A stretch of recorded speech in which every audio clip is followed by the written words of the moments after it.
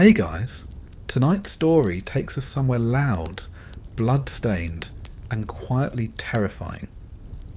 A time of whispered prayers, open wounds, and cigarettes offered as pain relief. We're heading into the world of medicine during World War II, where hope was stitched together with whatever wasn't already soaked in iodine. Where doctors guessed, nurses sprinted, and your best anaesthetic might just be a good punch to the face. Before we triage this timeline, take a moment to like the video and subscribe, but only if your heart rate's steady and you genuinely enjoy hearing about the worst possible ways to survive history. And drop a comment telling me what time you're tuning in and what you'd use as a tourniquet if you had 10 seconds and no medical degree.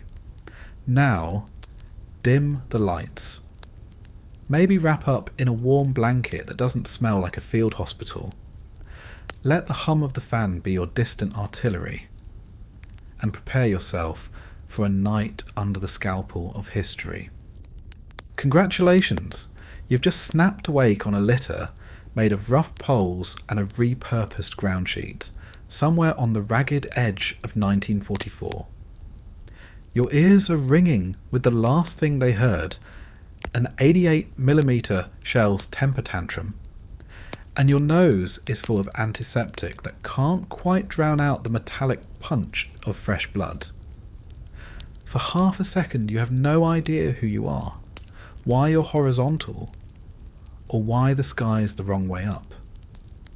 Then the pain arrives, walking through your nervous system like it owns the place and demanding rent. You try to remember your name.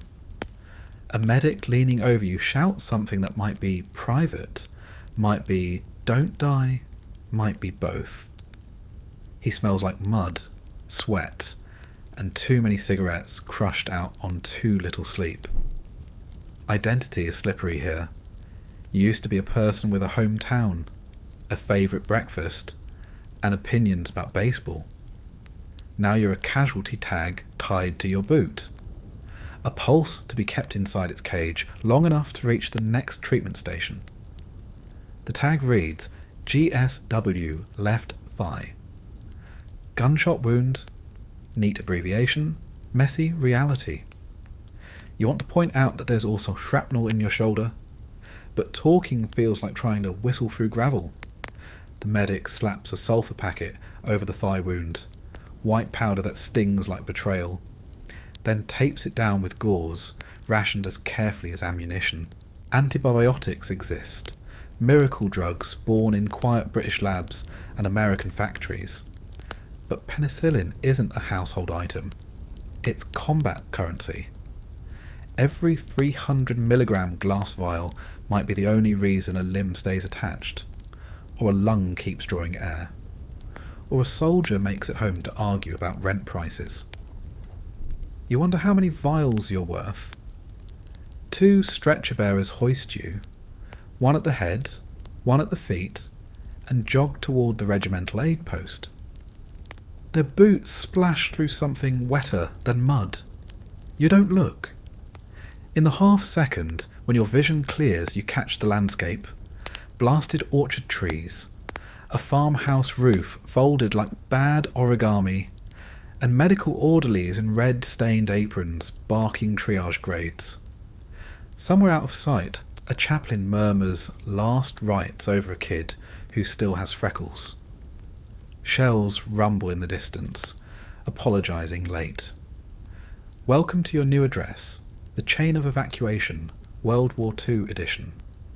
It's a conveyor belt for broken bodies, and you've just been added to the manifest. First stop, Battalion Aid Station. A tent or basement or culvert where a doctor with a flashlight between his teeth decides whether to slap a bandage on you or flag you for the surgical post farther back. You land on a folding cot that sags like an old promise. The doctor's rank insignia is pinned crooked. He's been awake for 30 hours and is powered mostly by bad coffee and a grudge against entropy. He cuts away your trouser leg, whistles low, and mutters something about clean entry, dirty exit. Your thigh is leaking a colour Crayola never named. While he probes for the bullet with forceps that rattled through a steriliser kettle 15 minutes ago, you realise your identity is now a matter of paperwork. Triplicate forms track the journey of your flesh. Casualty card, field medical log, evacuation tag. The writing is quick, cramped, and if you're unlucky, final. Date of wound, nature of injury, morphine dose, blood type, if they're sure. Someone scribbles O neg with a question mark, as shaky as your pulse. They pin a morphine syringe cap to your collar so the next medic knows you've already had one shot. There's no wrist monitor, no saline line humming like a lullaby. Just that tiny plastic cap flapping in the breeze. Proof you've been dipped once in the river of narcotics swirling through this war. Identity used to be your dog tag. Name, service number, religion, blood type, declared in metal against skin. Now it's also X-ray plate they scrounge, if the mobile radiology truck is nearby. The machine runs on a generator, coughing out diesel fumes, and one exposure costs as much electricity as an entire French village sees in a week.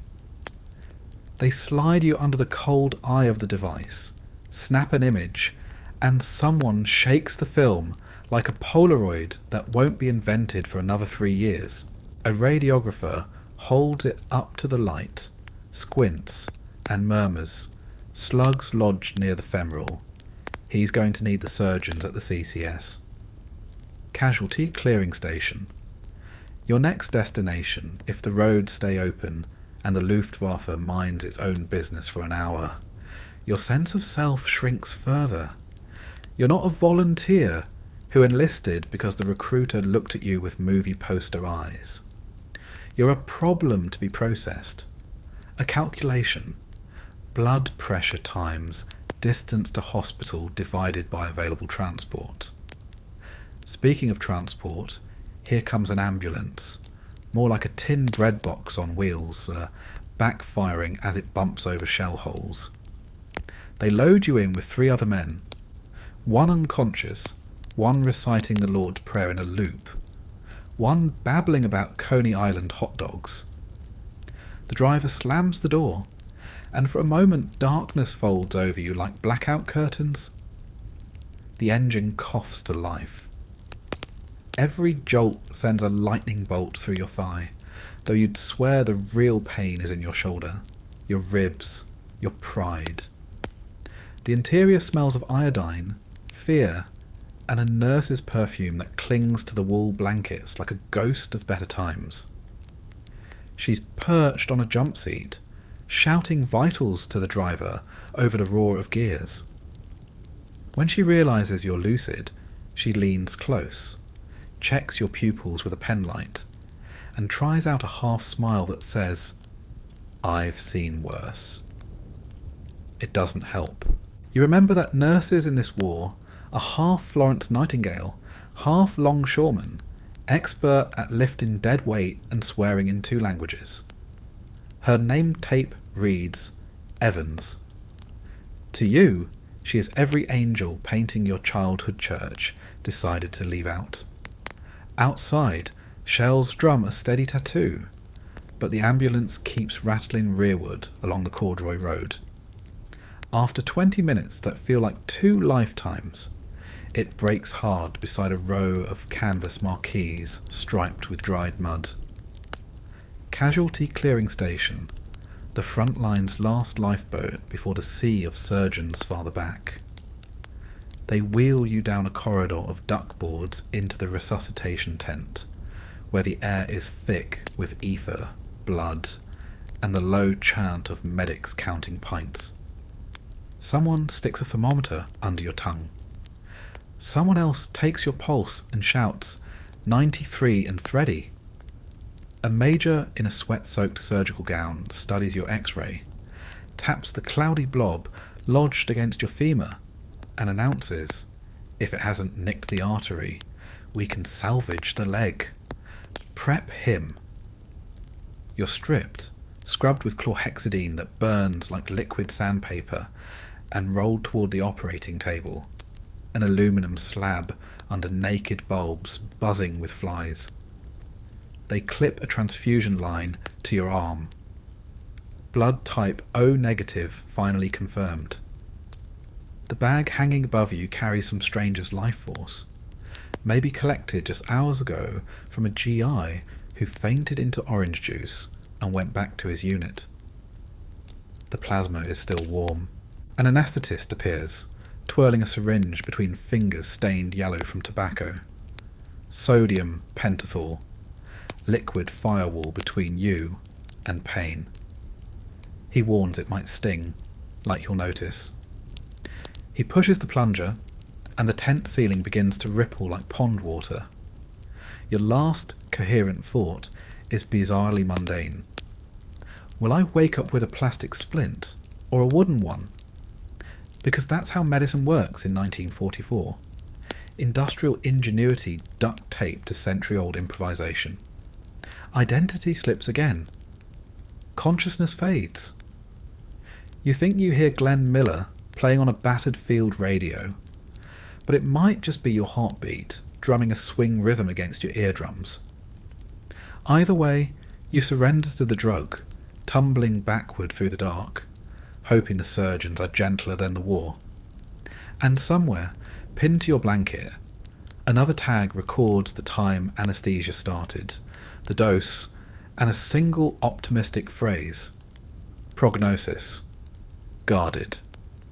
You wake up feeling like you've been exhumed rather than treated. The light is dim, filtered through green canvas, and your mouth is a chalky desert where even saliva has apparently gone AWOL. Everything hurts, but not with the sharp precision of fresh trauma. More like your body's been stuffed back together by someone using a battlefield instruction manual. Pages torn out of a first aid booklet and hope. You're in the post-op tent, lying on a cot that feels just sturdy enough to fail you at the worst possible moment. Around you are other beds, rows of groaning bodies, stitched, splintered, and swaddled in blankets the colour of damp cardboard. One man keeps moaning "ma" like it's the only syllable left in his vocabulary. Another has his leg in traction, elevated by a system of ropes, pulleys, and more prayer than physics. The man nearest to you is missing an arm and doesn't seem to have noticed yet. You, somehow, still have both legs, or most of them. You peek under the sheet, half expecting to find your thigh replaced with a tree branch or a kitchen broom. No, it's still there, wrapped in thick gauze, elevated slightly, and heavy with the dull pressure of swelling. There's a drainage tube taped to your leg, leading to a cloudy bottle on the floor. It's half full of a pinkish fluid you decide not to think too hard about. Beside your cot is a clipboard with a chart that looks more like a ransom note than medical records. Scribbled notes, blood pressure readings, something about antibiotics. Speaking of which, you are, for the moment, on the cutting edge of science. You've been given penicillin, that little miracle grown from mould in a lab back in Oxford, then mass-produced in industrial quantities by American pharmaceutical companies who basically turned wartime necessity into a biological assembly line. Penicillin, the wonder drug, born in petri dishes and raised in Peoria corn syrup tanks. It's being rationed with surgical precision, only given to the most salvageable cases, the ones with a shot at recovery without too much drama. You made the cut, barely. They administer it intramuscularly. The syringe is thick, the needle blunt from being used too many times, and it punches into your hip like an accusation. The nurse mutters an apology, but doesn't slow down. She's done this 300 times today. and you are number 301. Your name barely registers. You're just shrapnel thigh in bed 4. The pain is manageable, thanks mostly to morphine.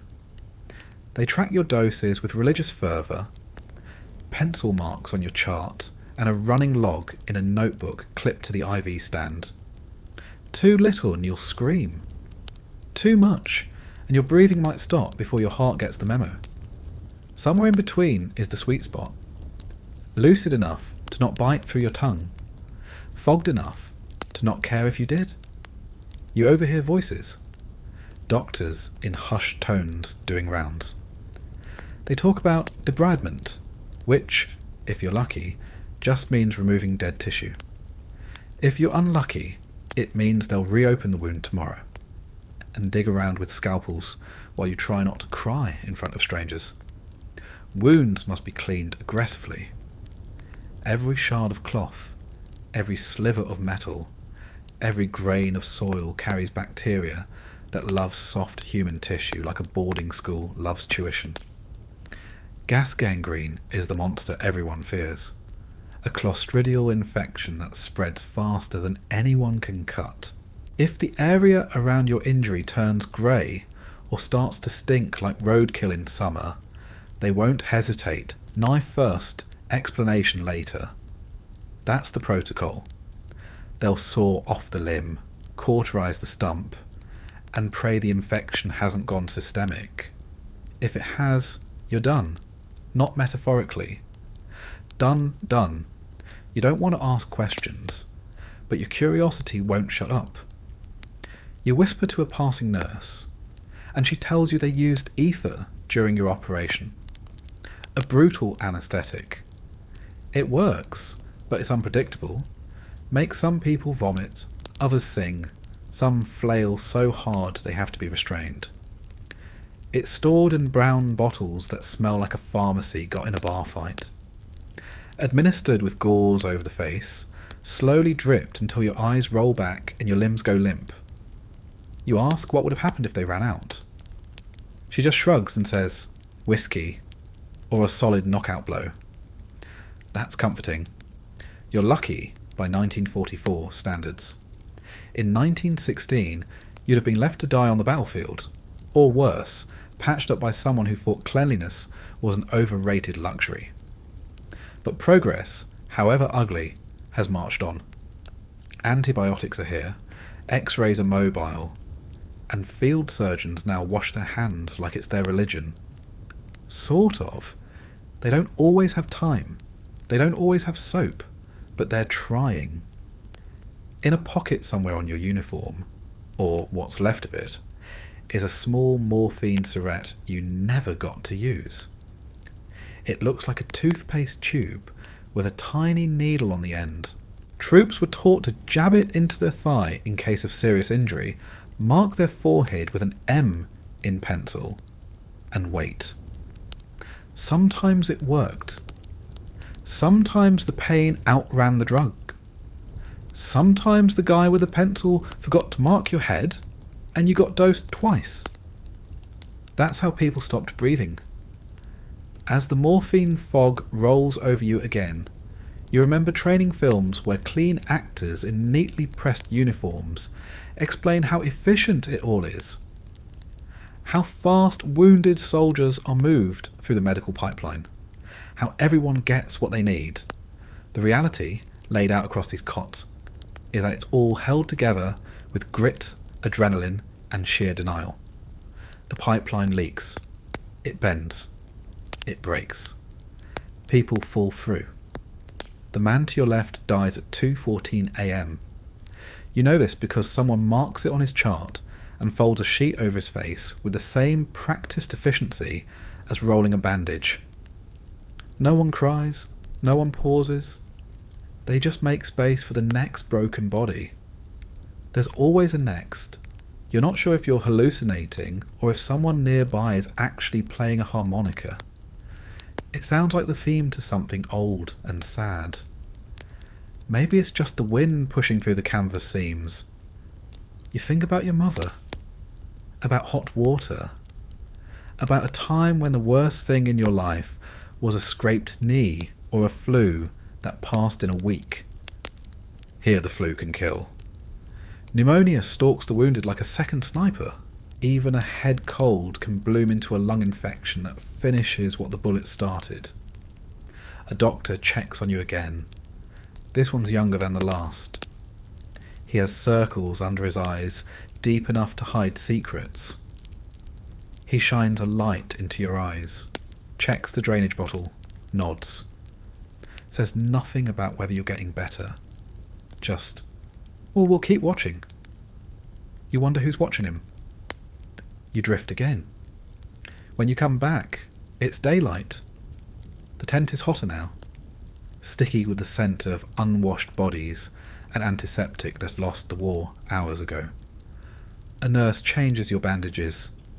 You flinch, and she murmurs, "That's a good sign. Hurting means living." It's not a comforting phrase, but it's honest. Another injection.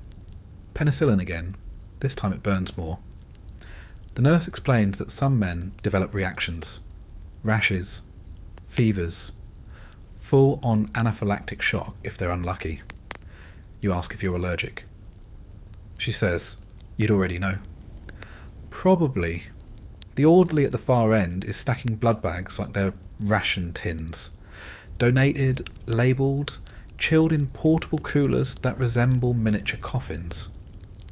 Most blood comes from civilians now. Women back home lining up to bleed into glass bottles because posters told them it was their patriotic duty.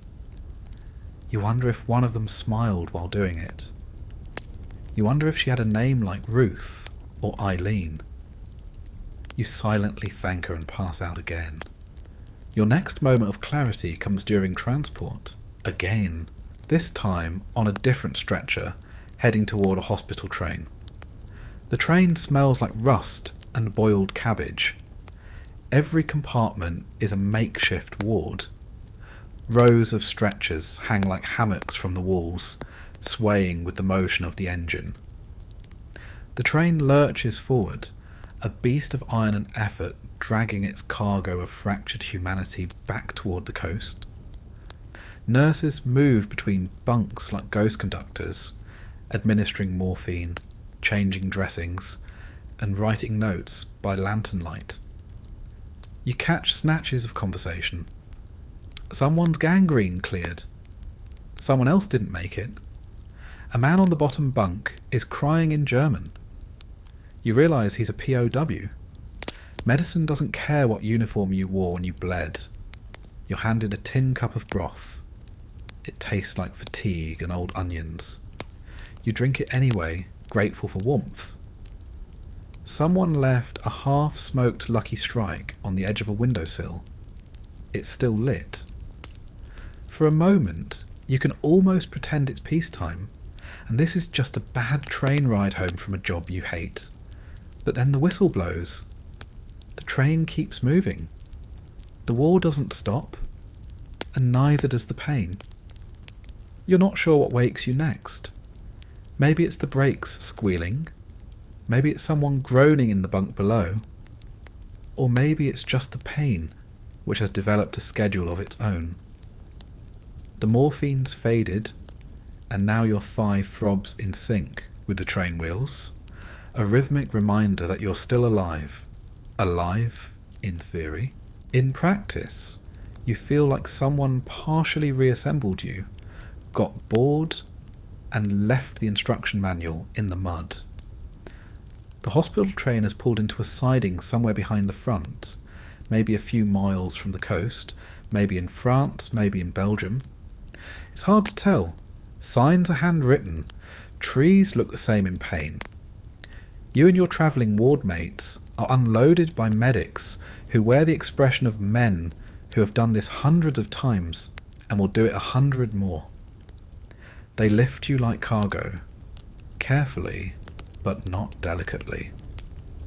Their strength is in the arms, not the eyes.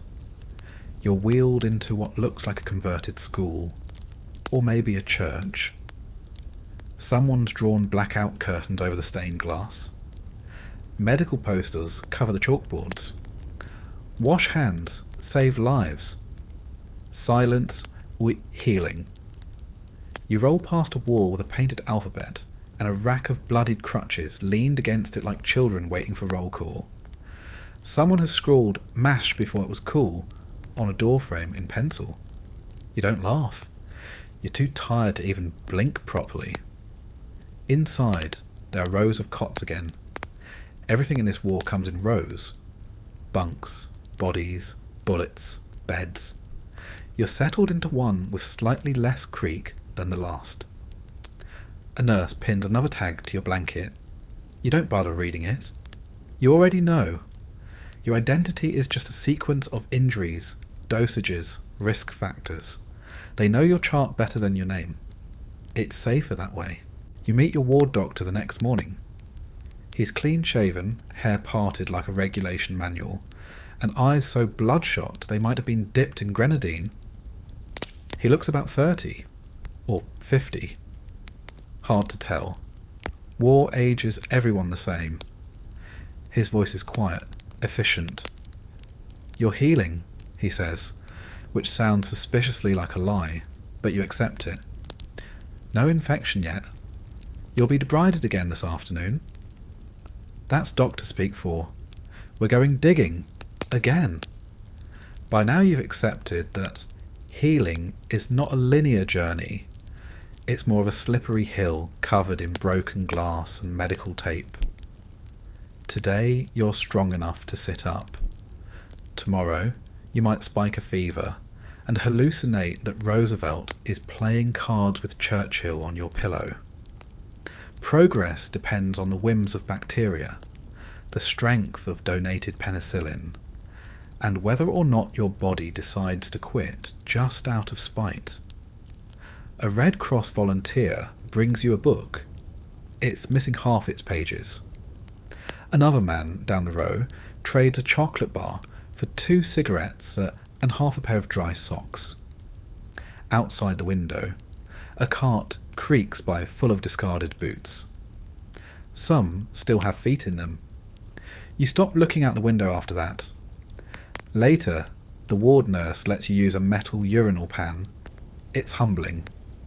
Or humiliating. At this point, you're not sure there's a difference. You apologise for the smell. She waves it off. "I've seen worse," she says, and you believe her. In the bed beside you is a boy named Miller. You call him a boy because he is 17, lied about his age, caught a piece of shrapnel in the stomach at Anzio. He talks in his sleep, cries sometimes. In the daylight, he's all bluster and bravado, talking about what he's going to do when he gets home. Join a band, drive a cab, buy his mother a house. His stitches come apart 3 days later. Internal bleeding. You hear the frantic rustle of nurses, the shouted orders, the word "stat" repeated like a prayer. By morning, Miller is gone. So is his cot. So is his future. They replace him with a British pilot who smells like engine grease and war crimes. He stares at the ceiling for hours. When he does speak, it's in clipped, matter-of-fact tones. "Nurse, my leg is quite gone, isn't it?" She doesn't answer. She just nods. He nods back, like they've just agreed on the price of tea. Your own leg, miraculously, remains. The surgeons say they managed to clean the wound without losing muscle. It'll be stiff. It'll ache in the rain. It'll remind you for the rest of your life that survival is always just a lucky coin flip. But it's yours. The worst part isn't even the pain. It's the waiting. Every day feels like a week. Every week like a year. You watch the nurses mark charts, the doctors frown at x-rays, the ambulances bring more fresh meat. There's no end to it, only rotation. You ask one nurse how long she's been here. "Since Salerno," she says. "That's 3 invasions and 1,000 bandages ago." You read somewhere that the Geneva Conventions protect medical personnel. that Red Crosses are respected. You don't mention that to the orderly missing half his face from a hospital bombing. Geneva is a city, a dream, a promise nobody's keeping this week. One morning you hear the word evac. It's passed around the ward like contraband. Evacuation means transport to England, to real hospitals with real beds and less risk of dying from a supply shortage. The rumour grows legs. Some say a boat, others whisper about planes. The truth arrives with a clipboard and a very tired lieutenant who reads names like a census taker for the dead. Yours is called. You almost don't believe it. They wheel you out that afternoon. The nurses wave without much ceremony. They've done this too many times. On the transport truck, someone throws you a blanket that smells like mothballs and reassurance. The engine roars. You bounce over potholes and pray your stitches hold. The Channel crossing is anticlimactic. You're too drugged to care, too seasick to enjoy the irony of surviving a war zone, only to vomit on a British nurse's shoes. She doesn't complain. She just cleans it up and tucks the blanket tighter around your legs. It's the kindest thing anyone's done for you in weeks. The hospital in England is a palace compared to the front lines. Clean sheets, real pillows, running water. The nurses wear fresh uniforms. The food is edible, barely, but it's warm, and nobody tries to shoot you while you eat it. You cry the first night, quietly, into your pillow. You're not even sure why. Relief, maybe. Or grief, or the fact that no one around you is actively dying. Your new doctor is older, slower, more academic. He talks about bone healing and rehabilitation like it's a college lecture. He mentions skin grafts, physical therapy, long-term care. He says the words full recovery, and you try not to laugh in his face. You're not looking for full, you're looking for enough. Enough to walk, enough to leave, enough to forget. Eventually they put a cane in your hand, then a discharge slip, then a medal pinned crookedly to your shirt by someone who has no idea what you went through. You thank them anyway. That's how the system works. Polite gratitude over bleeding stumps. You leave the hospital walking like an old man. Every step reminds you of the battlefield, the stretcher, the cold press of ether on your face. You pass a mirror and barely recognise the person looking back. Thinner, paler, eyes older than your years. You survived. That's supposed to mean something. But it doesn't always feel like it. Later, much later, you'll sit in a quiet room and stare at the scar running down your thigh. A jagged souvenir from a time when medicine wasn't so much a science as a frantic series of compromises. You'll remember the smell of iodine, the rattle of stretchers, the way morphine tasted like rust and relief. You'll think of Miller, of Nurse Evans, of that British pilot and his missing leg. And somewhere, at the very edge of sleep, you'll realise something simple and terrifying. You were never really a soldier. You were a patient, a problem, a gamble, a number on a form, pulsing faintly in the dark. And medicine, bless it, curse it, owe it your life, was just the hand that flipped the coin. The hospital doesn't sleep. It only shifts moods. In the day, it hums with the energy of managed chaos. Nurses walking fast but never running. Metal trays rattling like distant sabres. The clipped tones of doctors issuing orders like battlefield commanders. At night, it slips into something more intimate and worse. A lullaby of groans, whispered prayers, and the quiet hiss of morphine syringes being uncapped in the dark. You learn to listen to the rhythm. The squeak of the food trolley wheels at 0700. The flapping of clipboards at 0900. the soft curse of a nurse trying to change dressings without waking you up. The environment becomes its own organism, alive, breathing, occasionally bleeding out into the hallway. Your cot is the centre of a 6-foot universe. There's a metal tray table next to you, its surface chipped and rusted at the edges. The adjustable leg doesn't lock properly, so it tilts slightly, like it's too tired to stand straight. It holds a cup of lukewarm barley tea, a ceramic urinal, and a small tin marked petroleum jelly, medical use only, which no one has ever touched without sarcasm. The sheets are technically clean, but clean here means they've been boiled, bleached, and air-dried in a courtyard full of cigarette smoke and the sighs of overworked orderlies. They scratch your skin in places you didn't know had nerve endings. When they change them, and that's a big when, it feels like someone's trying to mummify you with enthusiasm. The walls are pale green, not by design, but because they were once white and the war has painted them otherwise. You count the cracks. One runs like a lightning bolt down from the corner of the ceiling.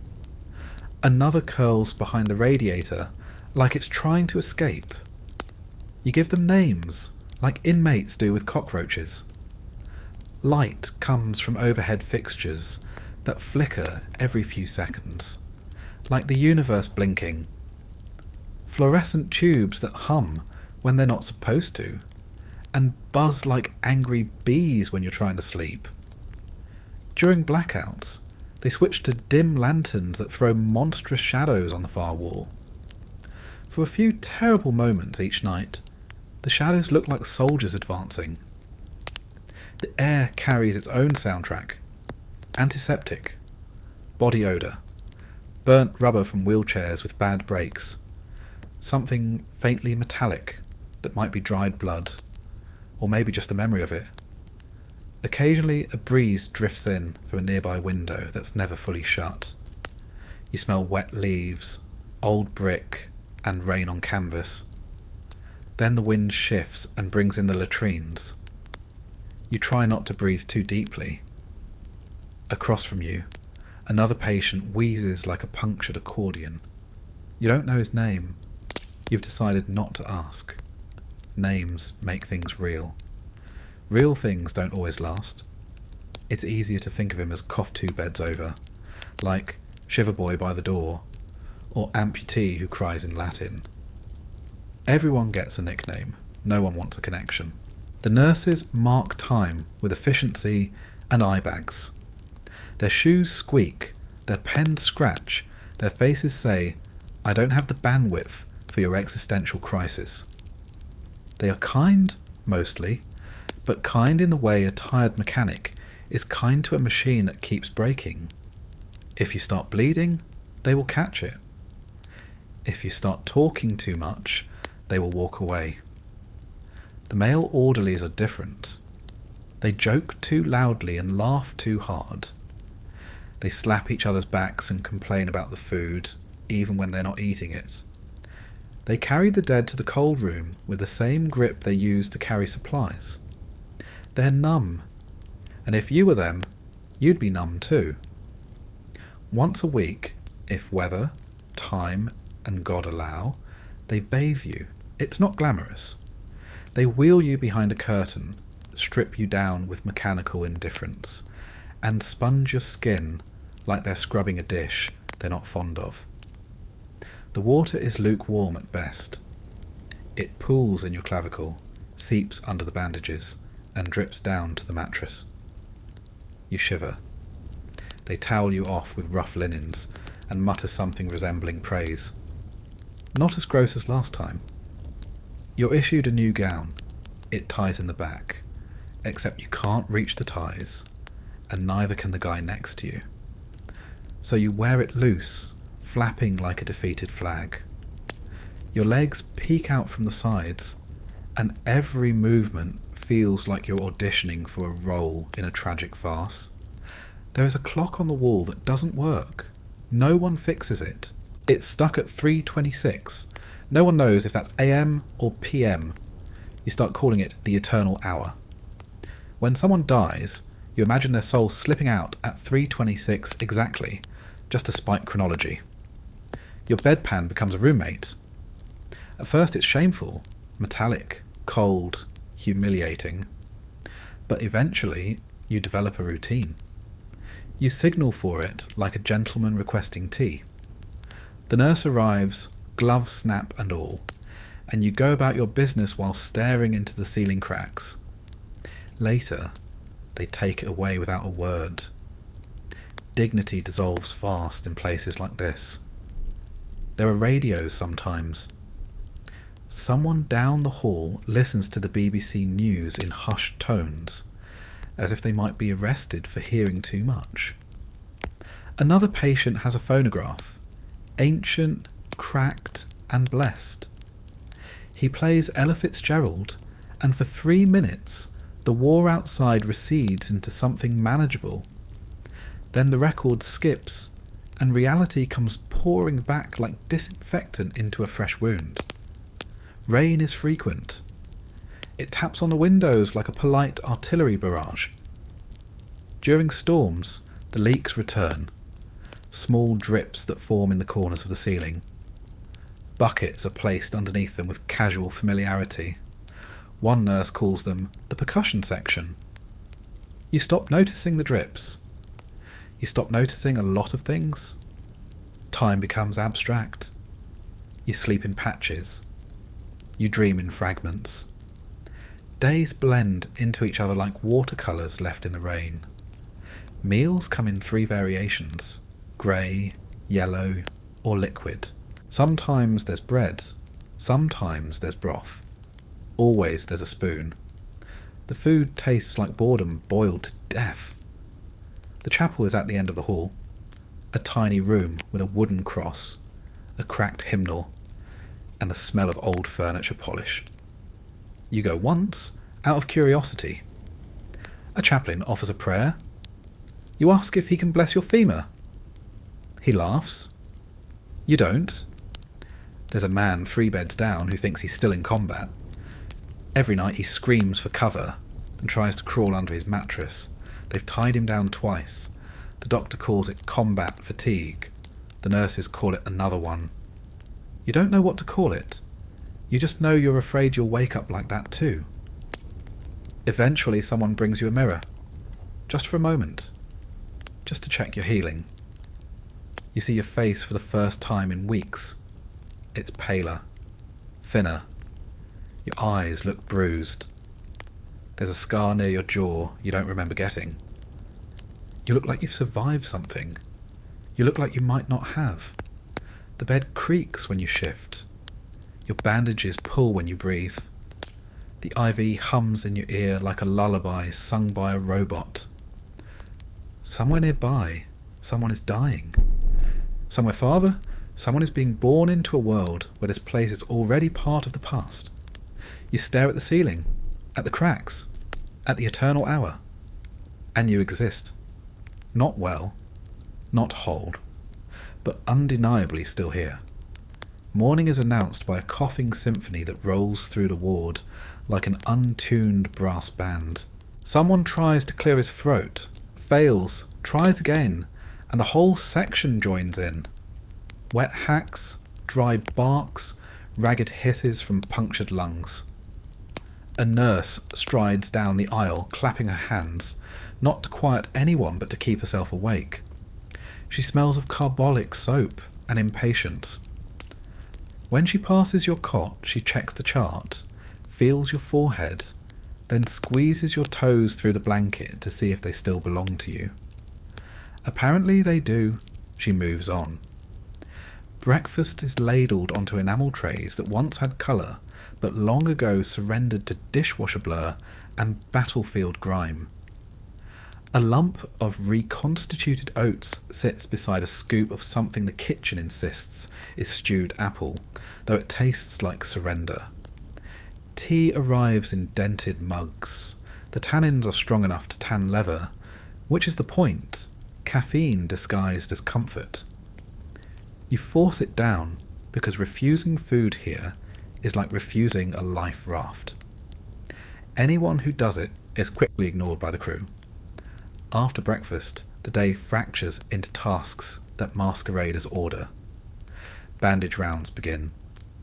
Orderlies unspool gauze as though weaving spider silk, while doctors peer at incision sites and drainage tubes.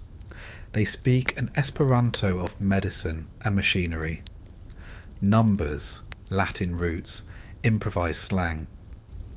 When a wound looks promising, they nod once, as if congratulating the tissue for cooperating. When it looks bad, they glance at the ceiling before rewriting the treatment plan, as though the rafters might veto them. You learn to read faces the way gamblers read dice. A furrowed brow means trouble. A flat line of lips means amputation talk. A slow blink means, not today, but maybe tomorrow. Every afternoon brings physiotherapy for any limb still attached. The physio room began life as a cloakroom, expanded into a classroom, and has now devolved into an open-air torture chamber full of pulleys, weights, and stationary bikes scavenged from a hotel basement. You're wheeled in, hoisted upright with a canvas sling, and told to bend your knee until somebody shouts. Muscles that spent weeks dormant protest like revolutionaries. Sweat beads on your scalp, stinging the half-healed cut near your hairline. The therapist, a stocky corporal who lost most of his left hand at Dunkirk, coaches with battlefield charm. That a boy grind your teeth, savours the flavour. Pain means you're rewiring, not retiring. You hate him for 20 minutes, then thank him when he lowers you back into the chair, and you realise you moved 3 degrees farther than yesterday. Back in the ward, visitors shuffle in on regulated days, carrying stale biscuits and apologies. A chaplain escorts them, making sure no one faints at the sight of stumps or the smell of cauterized flesh. A woman in a floral dress hands you a booklet titled Understanding Your Government Pension. She smiles the brittle smile of someone visiting a zoo enclosure, then retreats when the man beside you asks if she might hold his tremoring hand. Some visitors bring letters, others bring silence. Everyone brings the outside world, which floats for a while like a soap bubble before popping against the ward's walls. Sunlight slants through tall windows, hitting dust motes suspended in air as thick as broth. You watch the particles drift, remember school lessons about cells and planets, and wonder if you're inhaling pieces of people long dead. Someone whispers that penicillin is running low again because convoys were bombed in the Channel. You tuck that fact away like a bad omen under your pillow. When boredom grows teeth, you survey the room the way prisoners map their cells. Over the fire exit hangs a faded sign reading, "Keep calm and carry on," though someone penciled in, "or crawl on," beneath it. The floor is checkerboard linoleum, black squares dulled to gunmetal grey. Wheelchair tracks cross like haphazard trenches. Near the nurses' station, a portable autoclave steams and bangs, emitting a smell of scorched rubber gloves. Its pressure gauge quivers between safe and explosive, lending every sterilisation cycle a thrill no amusement park could match. Outside, supply trucks rumble past at irregular intervals, shaking window panes so hard that IV poles rattle. Every tremor invites an unspoken question. Was that thunder, artillery, or just an overworked engine backfiring? The answer hardly matters. The vibration settles into your bones regardless. Evenings bring the temperature drop. Radiators clank awake, but their heat stops 2 feet from the metal, like a soldier refusing to advance beyond the trench lip. You wrap your blanket tighter and listen as nurses debate whether to close the high windows. Close them and the smell of bodies intensifies. Leave them open and drafts knife through the room. They compromise by closing half of them and pretending the decision was scientific. Someone starts a card game under the dim light near bed 12. They play for cigarettes, then matches, then stories. You can tell who's losing by who starts talking first. The tales are half true, half stitched from desperation. Boy meets girl, boy meets grenade, boy meets God. In wartime, chronology is less important than impact. Nobody cares how a story starts, only if it ends with a heartbeat. Night rounds begin at 2200 hours, lights doused, footsteps soften. Morphine makes its final circuit, like Santa Claus with a hypodermic sleigh. Those unfit for narcotics are given aspirin and a pat on the shoulder. A few men cry quietly. Another hums a lullaby crookedly off-key. The ward's collective breath slows, though never at the same rate. Sleep staggers from bed to bed, trying doors, finding some locked by pain or fear, slipping into others unbidden. You drift, rise, drift again. Your dreams mix with memory until you're unsure whether the nurse leaning over you is real, or just a spectre carrying your next dose. She asks you to rate your pain. In this place, pain has no scale, only shapes. Today is a clenched fist wrapped around your thigh. You say same as yesterday. She notes that on the chart, writes the time, adjusts the drip, then vanishes into the corridor glow. Sometime after midnight, the power flickers off and on. Silence descends so thick you can taste it. The generator catches again, lights buzz awake, and conversation wobbles to life in mutters. You hear the orderly at the far end curse the wiring. Someone jokes that Hitler's pulled the plug. No one laughs loudly enough to tempt fate. When dawn slides a dull blade of cold light across your mattress, you've survived another rotation of Earth. No trumpets, no applause. Just the knowledge that you're one sunrise closer to leaving, or one infection closer to the grave. You stretch, gasp, and feel stitches tug like marionette strings. Existence is marked by these tiny jolts. Breath, twitch, ache, swallow. As breakfast clatters in again, you examine your hands. The nails are jagged, skin yellowed by antiseptic. There's a new tremor in the right, small but insistent. You wonder if it's nerve damage or just coffee withdrawals. Either way, it's a souvenir you didn't ask for. Somewhere outside, artillery thumps in the distance.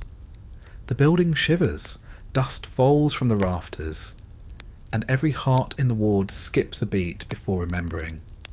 This is the safe zone, the safest unsafe place in a very unsafe world. You swallow your oats, chase them with tannic tea, and watch the dust settle. The environment remains relentless, indifferent, oddly intimate, an unwelcome roommate whose breathing you've begun to match. It holds you, hurts you, heals you, and sometimes almost loves you, the way a storm loves the cliff it erodes. You close your eyes, inhale the mingled scents of iodine and rain-soaked brick, and try to believe the whispered rumour that spring is only weeks away. Afternoons slump into a strange in-between state, when sunlight turns the ward's drab walls a bruised yellow and everyone moves a little slower, as though gravity thickens with the heat. The nurses peel off the blackout curtains for ventilation, and rectangles of pale sky appear like postage stamp promises taped to the windows. Outside, a milk cart clatters along the cobbles, its driver whistling a tune you almost recognise. Something sweet that feels obscene in a place where sweetness is rationed more strictly than sugar. Someone decides it's barber day. A corporal with tremoring hands and a set of clippers attacks heads row by row, leaving uneven stripes that look like badly ploughed fields. Hair falls to the linoleum in damp tufts, mixing with lint and the occasional droplet of dried blood. When your turn arrives, the clippers buzz against your scalp, vibrating through your skull in a way that reminds you of shell bursts you'd worked hard to forget. He finishes with a slap to your shoulder and a muttered, "Sharp as a tack now," even though the mirror shows you've been shorn down to something between penitent monk and molting sheep. You thank him anyway. A free haircut is a free haircut. The ward's smell shifts again in late day, trading morning's disinfectant tang for an earthy stew of sweat, wet wool, foot powder, and the faint caramel whisper of bandage glue warmed by body heat. It is human, rank, and undeniable. You can track your own recovery by how often you wrinkle your nose. The healthier you feel, the stronger the stench seems, as if your senses are reclaiming territory. Men who are on the cusp of dying hardly notice the odour at all. At 1500 hours, the Red Cross trolley returns, pushed by a volunteer with lipstick too bright for the setting. She hands out letters and stale digestive biscuits and small aluminum tubes of condensed milk that everyone hoards like contraband. She stops by your cot, asks if you'd like a magazine. The choices are 6 months out of date. Picture post with Churchill on the cover. Life featuring an ad for refrigerators none of you will buy. You pick the heavier one so you can use it later to rest your cup and hide from conversation. In the corridor, the autoclave's steam valve releases with a shriek louder than any whistle, startling a flock of pigeons perched on the window ledge. They flap away, scattering feathers that drift down and stick to fresh paint where someone tried to cover old water stains. You watch the feathers fall, thinking they look like surrender flags, tiny and useless. Around 1600 comes mail call. The orderly reads names, mispronounces half, then tosses envelopes onto cots. A letter arrives for you, thin paper, cramped handwriting, postmark smudged. It smells faintly of lavender. Inside, your sister writes about ration queues, blackout curtains that never quite fit, sirens that steal sleep. She hopes you are warm and safe. You swallow hard, tasting the lie she doesn't know she's written. Warm perhaps, safe, never. You tuck the letter under your pillow where it will gather lint and maybe dreams. Dinner limps in after sunset, an indefinable hash ladled from a dented pot. Potatoes beaten into submission. Carrots boiled past apology. A protein source labelled only as mince. You spoon it in mechanically. Across the aisle, a medic jokes that the meat is horse. Someone else argues mule. A third swears it's whale left over from the last convoy. You all keep eating because guessing is cheaper than culinary truth. Evening inspections drift through like slow fog. A major accompanied by 2 junior doctors checks pulse rates, wound odour, limb coloration. He stops at your bed, lifts the sheet, pokes above your knee with a gloved finger. It hurts less than yesterday, but more than you admit. He grunts, scribbles progressing on the chart, and moves on. You almost ask what comes after progressing. You swallow the question because answers here are rationed too. Twilight paints the world violet. Through the open door, you glimpse ambulances arriving, silhouettes backlit by truck headlights, stretcher bearers lowering new casualties onto wheeled gurneys. The sight is mundane now. War's cruelest trick is how quickly horror becomes background. A nurse snaps orders, her voice hard as rationed soap. She needs plasma, blankets, morphine ampules, always morphine. You remember the taste at the back of your throat, coppery and sweet, like sucking on a penny that someone dropped in honey. Lights Out 2100 is theory, not fact. Overhead bulbs dim, but kerosene lanterns on side tables glow amber so nurses can chart vitals. You turn on your side, finally able to do so without white hot lightning shooting up your spine. The mattress springs complain in rusty squeals. Your neighbour with the missing leg snores softly. You note the rhythm, slower than his afternoon pulse, a sign the sedatives have taken hold. Nearby, cough two beds. Over wheezes through another night, punctuating the darkness with rattling breaths that sound like loose screws in a gearbox. Sleep visits in uneven instalments. First you drift into shallow images.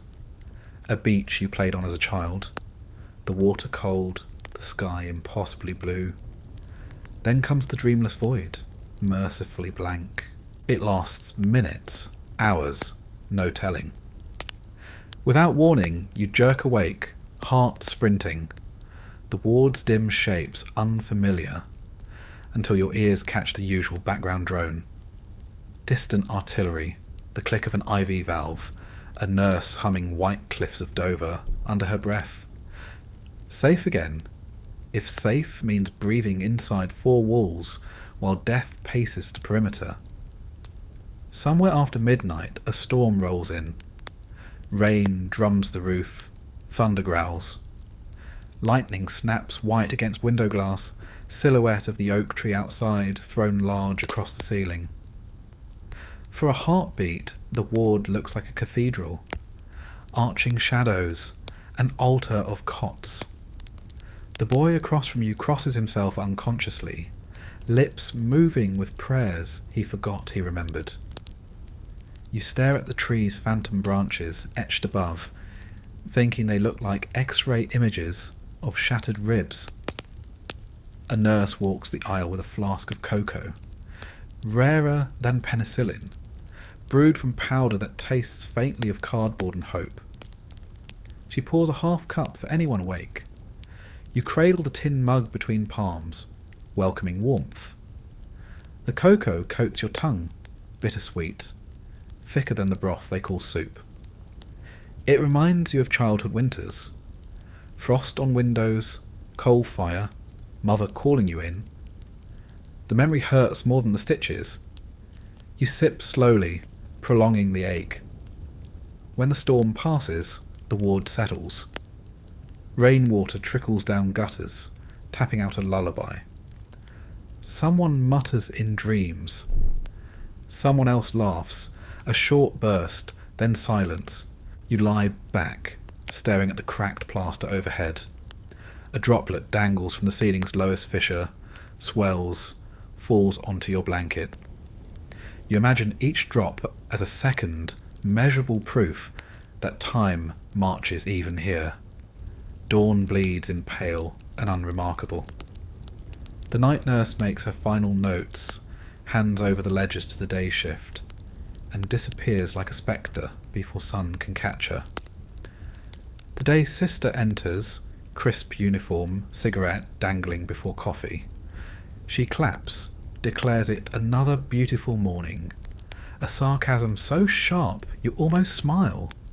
Almost. There will be more bandages today, perhaps an X-ray, maybe a lecture from the physio-corporal about stiffness and courage. There will be bread too hard for teeth, tea too weak for morale. News bulletins read aloud by the orderly with a broken tooth, who still believes in headlines. There will be jokes, rumours, and the quiet census of survivors each time a bed is stripped and left vacant. Mostly, though, there will be the ward itself, the breathing walls, the restless beds, the clatter, the hush, the revolving scent wheel of antiseptic and humanity. It is a crucible and a cradle, a halfway station between catastrophe and whatever comes after. You exist inside it the way a seed exists inside soil, buried, bruised, waiting for the impossible notion of growth. Outside, engines rev, boots stomp, stretchers creak. The war keeps harvesting bodies, sending them here like grim parcels stamped fragile, contents broken. The environment receives them without comment. The ward expands and contracts like a lung, pulling in pain, pushing out patched pieces of men. You are part of that breath now, an alveolus in a larger suffering. The nurse returns with your morning sulphur tablet and utters the only benediction that matters in this place.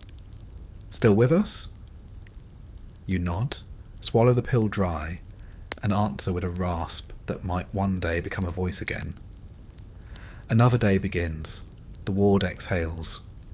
And you, improbable occupant of this barely mended flesh, inhale because for the moment, existence is the only order you're required to follow.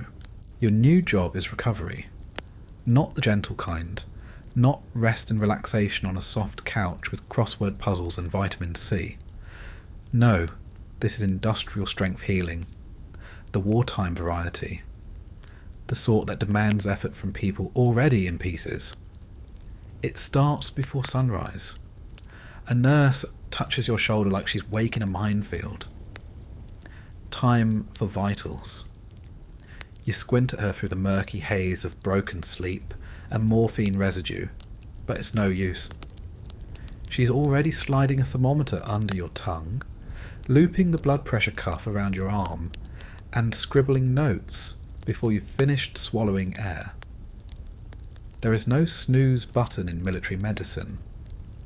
Once you're awake, you're part of the machine. Breakfast comes whether you're ready or not.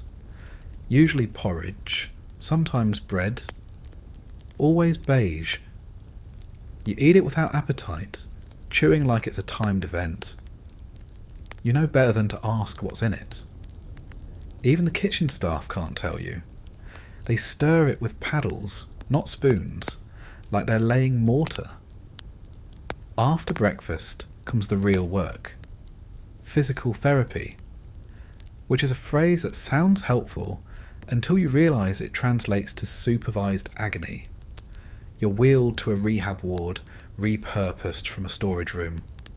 It smells like mould, chalk, and yesterday's antiseptic.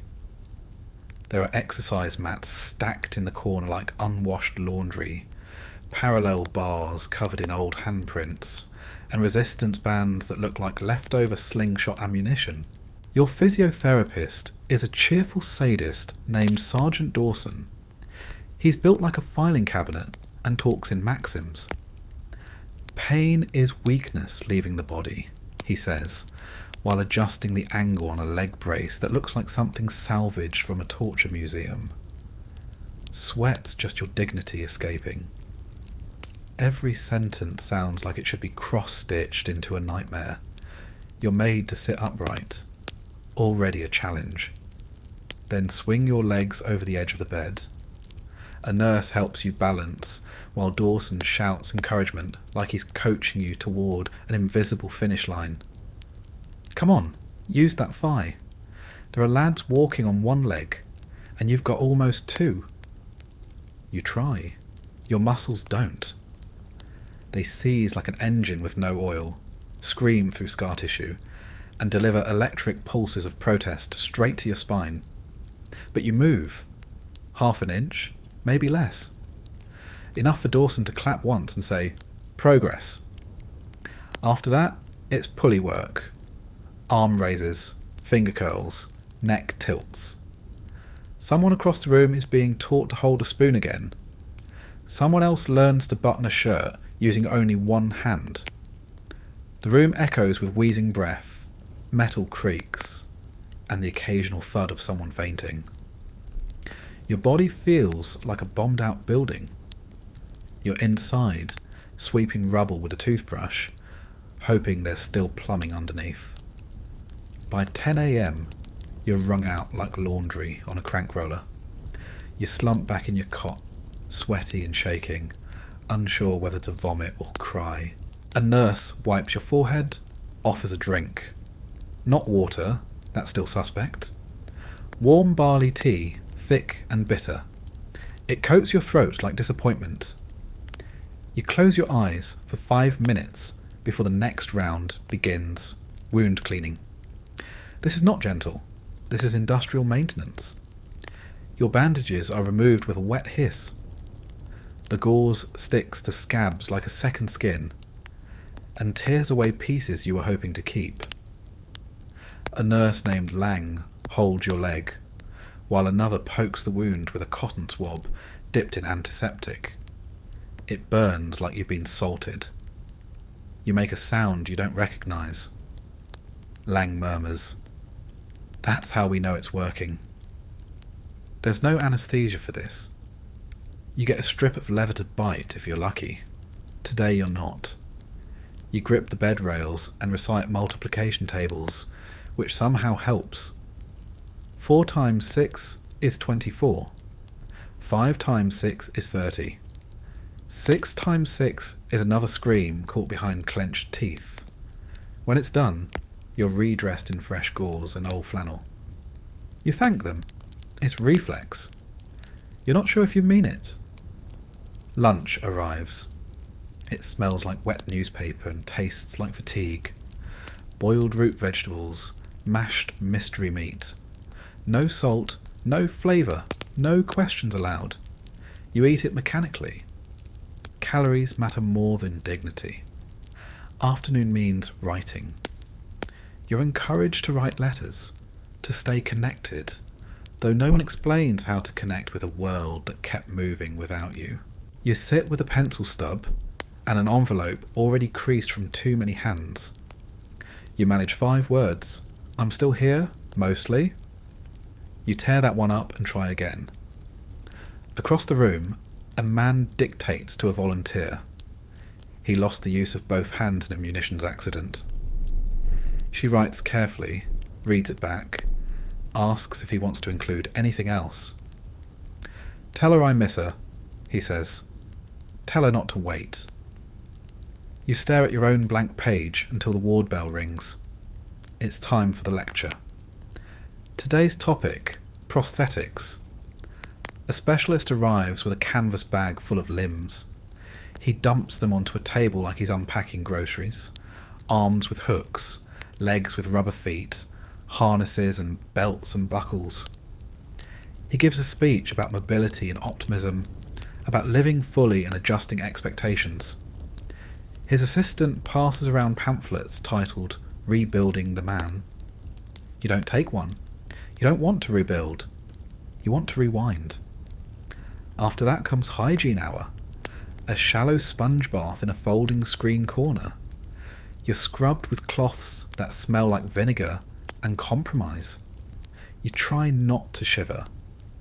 You try not to flinch when they reach the scar.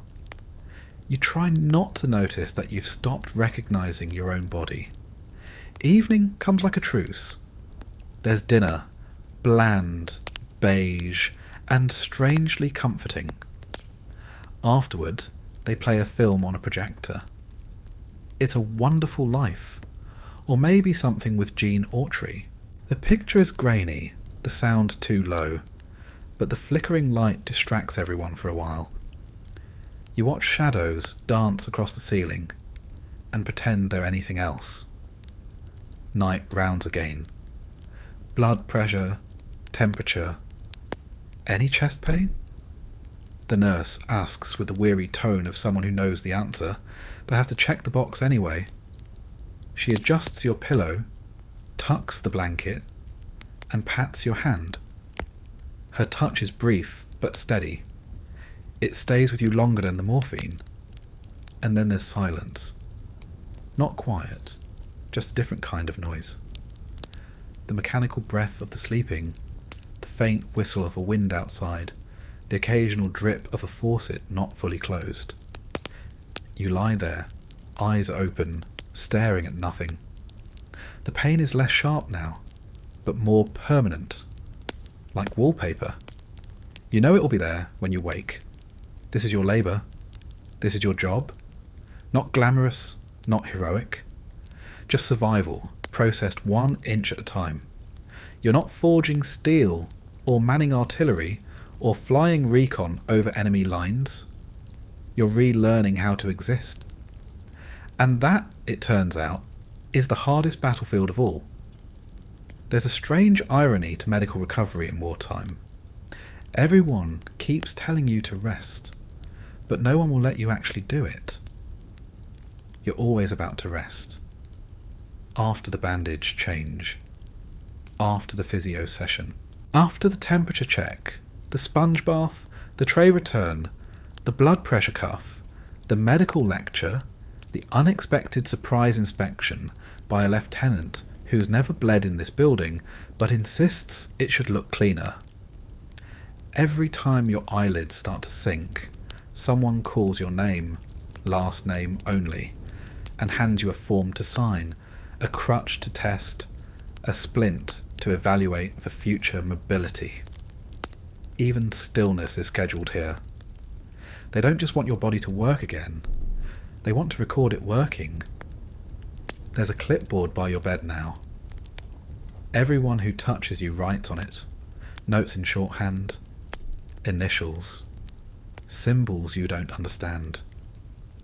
One nurse tells you the red mark beside your temperature means low-grade infection. Another says it just means the thermometer was old. You stop asking.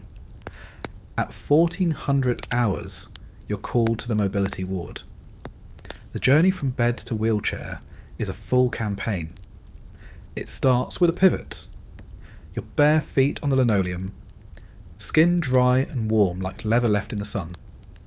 You lean forward. The nurse grabs your elbow. Someone steadies the chair. You rock. You groan. You stand for half a second before collapsing into the seat like a sack of guilt and old bones. Victory. The chair itself is a relic. Bent steel, hard rubber wheels. A backrest so short you feel like your dignity is being exposed on purpose. But it rolls, and for the first time in days, you're mobile. You're part of the hallway again. The hallway is a battlefield too, of course. Narrow, sloped, uneven in places from years of gurneys carving tracks into tile. Other wheelchairs pass you by like indifferent tanks. You nod at the men inside them. No one smiles. Smiling is expensive. You reach the mobility ward and are greeted by Corporal Andrews, a man with a face like it was designed in wartime. He has one eye, a permanent tan from months in North Africa, and a voice like gravel soaked in whiskey. "Today," he says, "you're going to walk." He says it with the conviction of a general planning a beach assault. You don't want to disappoint him. Or yourself. The wall bars are cold. The floor is slick. You rise like a newborn deer and immediately wish you hadn't. Your knees buckle. Your breath vanishes. Your heart races like you've just climbed a cliff. Andrews holds you steady and nods. That's the first one. Now again. You try again. It's less of a step and more of a suggestion that your leg might, possibly, consider cooperating with physics. You grip the rail with one hand and your own thigh with the other, dragging your frame forward 1 inch, then another. By the end of 5 minutes, you've covered half a metre and used up 2 litres of sweat. He calls it a triumph. You call it Tuesday. Afterward, you're allowed to sit on a bench with the others. Men and women whose bodies have betrayed them in ways both subtle and catastrophic. One has a prosthetic arm with a hook that clicks when he talks. Another has no nose. A third has the look of someone who will never speak again, not because he can't, but because the war already said everything worth saying. You drink tepid water from a chipped tin cup and listen. No one complains, not because they're proud, but because the energy it takes to whine could be used to blink or breathe. Someone cracks a joke about being a scrapyard battalion. It lands. You all chuckled a laugh of people who've accepted the punchline already happened. You're wheeled back to the ward, slumped and buzzing. Your reward? Another dose of antibiotics, say, and a tray of rehydrated potatoes.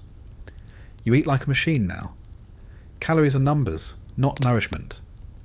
Taste is irrelevant. Texture is luck. Every day has tasks, and every task comes with its own brand of quiet suffering.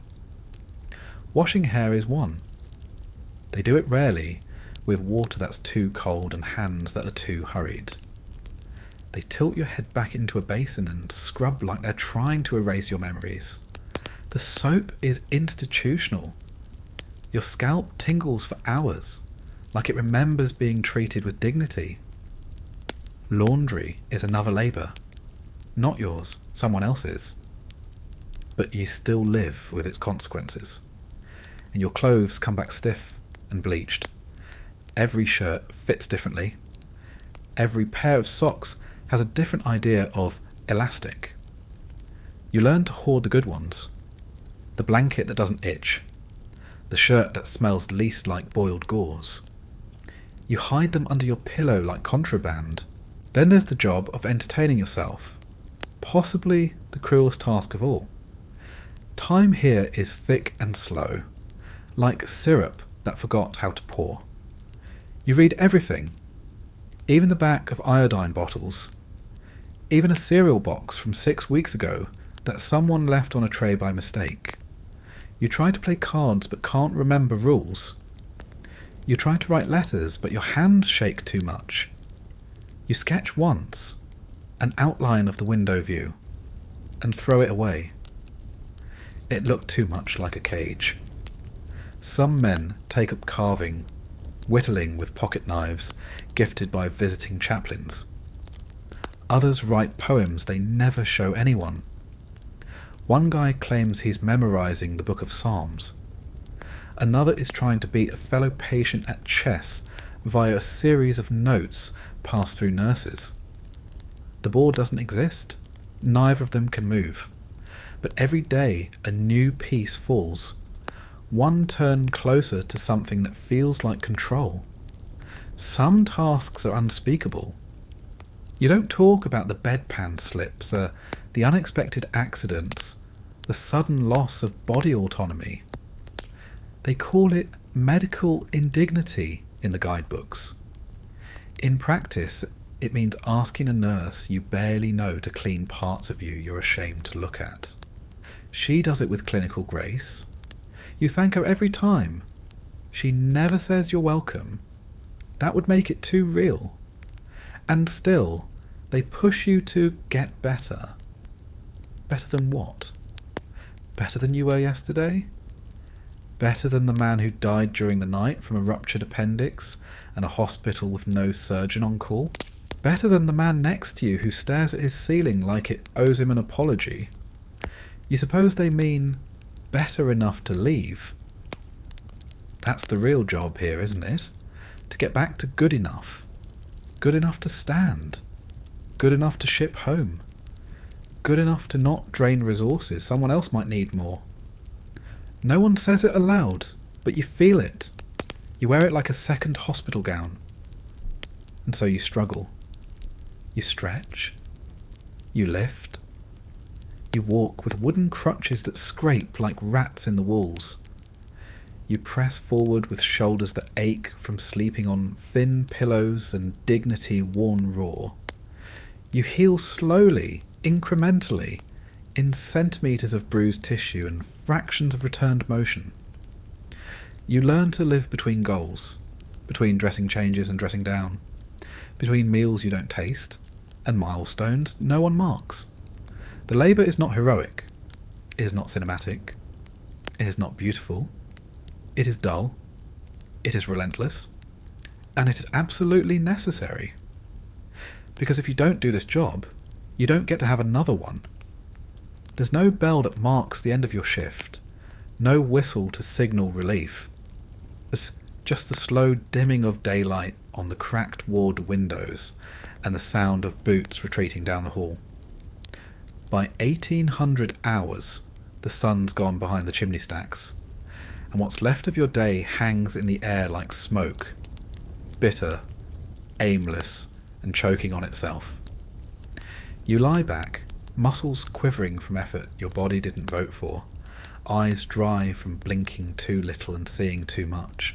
You've moved today, maybe 5 steps, maybe 6. Each one a negotiation between pain and progress. Each one a reminder that even standing upright is now a skill set you have to relearn. A man a few cots down is still celebrating the fact that he can sit up without vomiting. You nod at him in solidarity. He doesn't see it. His eyes are locked on the ceiling like it's telling him secrets. The evening nurse does her pass with a clipboard and a low voice. She checks your chart, adjusts the strap around your thigh, and lifts the corner of your bandage. She says nothing about the smell, which is a relief, and even better, she doesn't wince. That counts as praise here. She tells you to rest. You don't tell her that resting is the hardest job of all. Because rest isn't sleep, not anymore. Rest is staying still while every nerve in your body demands movement. It's lying flat while your back spasms and your knee throbs and your skin itches in places the bandages don't reach. Rest is holding your breath during another man's coughing fit. It's not flinching when someone 3 cots away wakes up screaming again.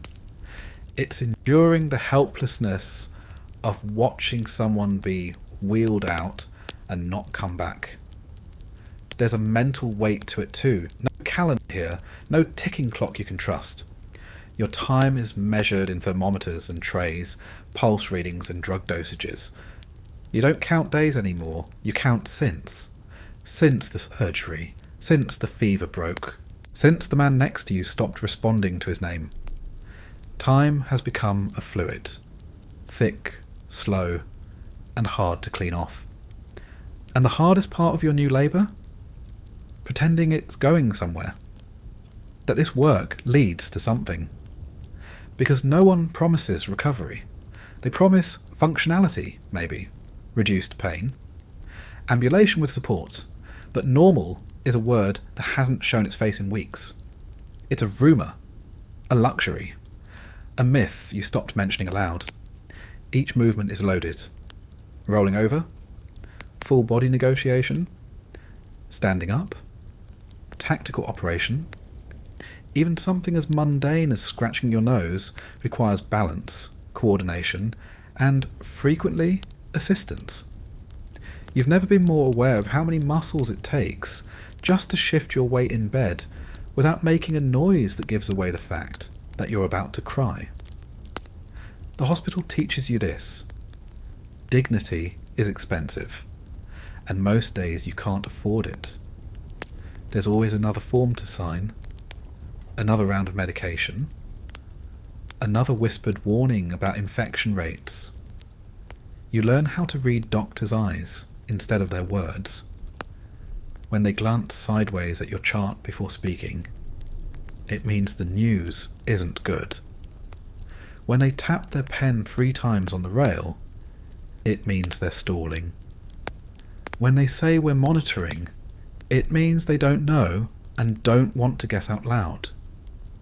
The staff works as hard as you, maybe harder. The nurses run on caffeine, adrenaline, and guilt. The orderlies on sweat and gallows humour. You once saw a nurse carry a man twice her size to the toilet after he collapsed mid-pee. She didn't flinch, didn't scold, didn't even mention it later. Just cleaned him up and moved on. That's the job. That's all the jobs now. Even prayer feels like work. The chaplain visits twice a week, wearing a soft smile and a jacket with patched elbows. He offers psalms, sometimes hymns, sometimes just silence. A few men nod politely. Others pretend to sleep. One tells him to bugger off. You take his hand once, just to feel what calm might be like. It doesn't help. But he holds on a little longer than necessary, and that does. You get visits sometimes. Other times, just letters. Most start with, "I hope this finds you well," which is optimistic, bordering on delusional. A few tell jokes. One came with a drawing of a cat from a niece you haven't seen since she had milk teeth. You tape that one to the wall. Not because you like cats, but because it's the only thing in the room not stained by war. They tell you recovery is a process. What they don't say is it's also a trap. If you do well, they send you out faster.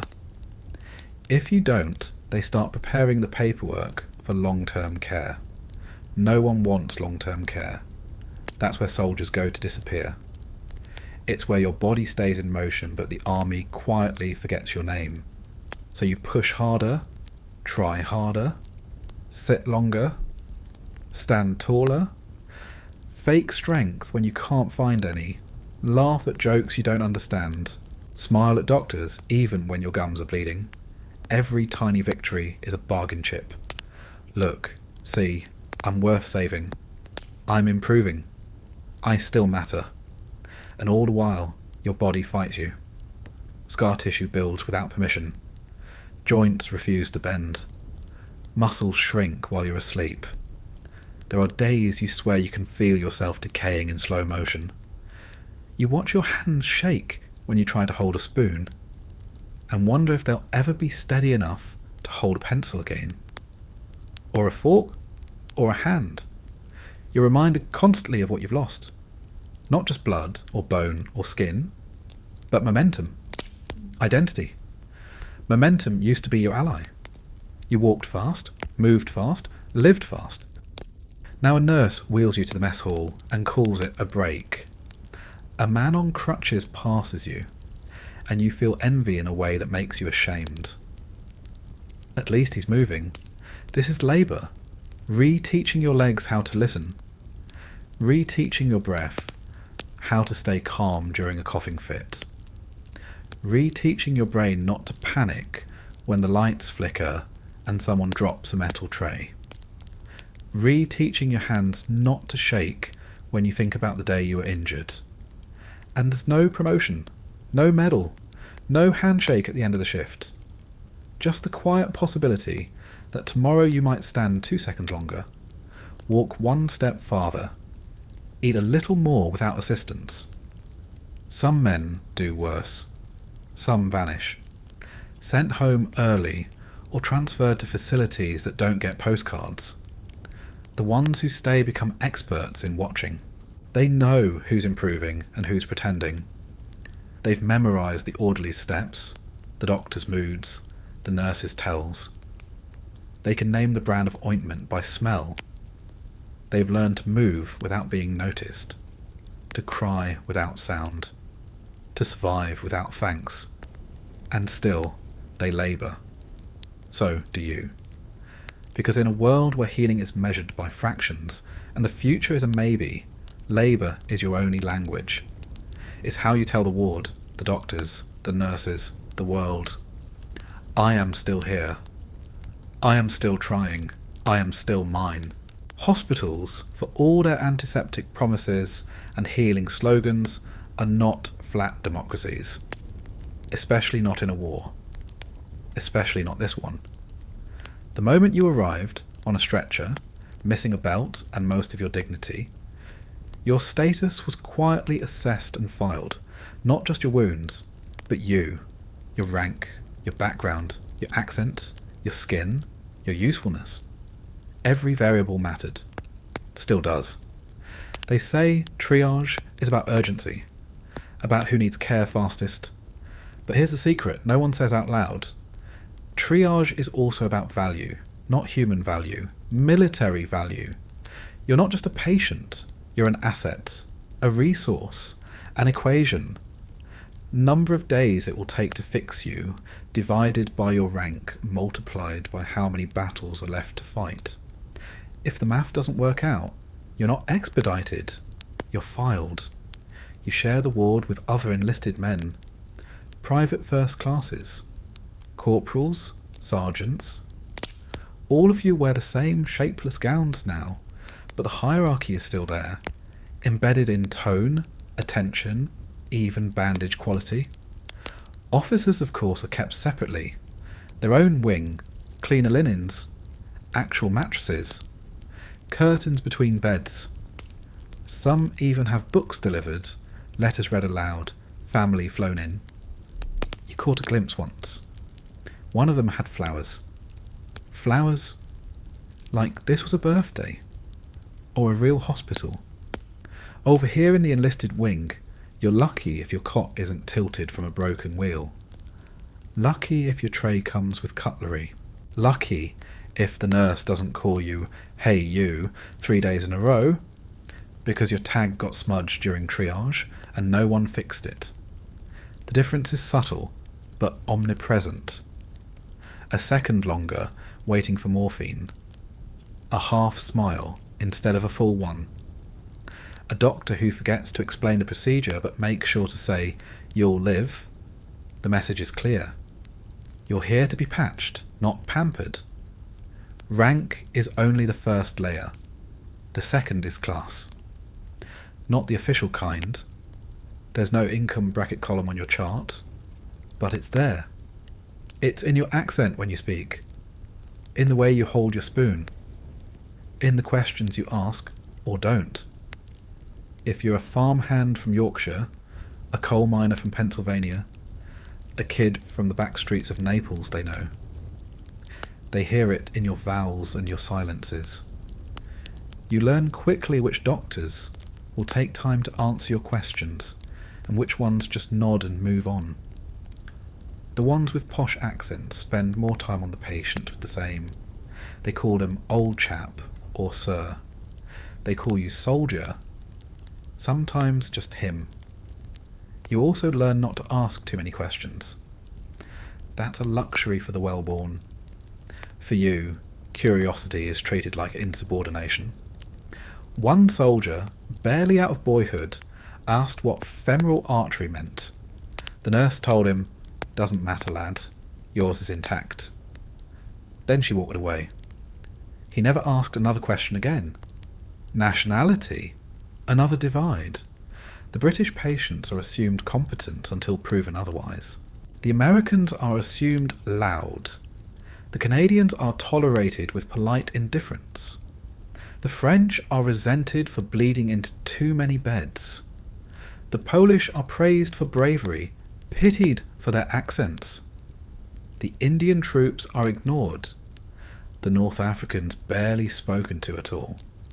The segregation is unofficial, of course, just like the racism that shows up in bed assignments or in how many towels you get. A Senegalese soldier arrived last week, his face half gone, his hands wrapped like a mummy. No one spoke to him for 2 days. He sat upright, unmoving, alone, until another man from his regiment showed up and translated. The nurse nodded along, wrote "stable" on his chart, and left. Neither man ever got a visit from the chaplain. You're white, but you watch, and you learn. Being wounded doesn't make you equal.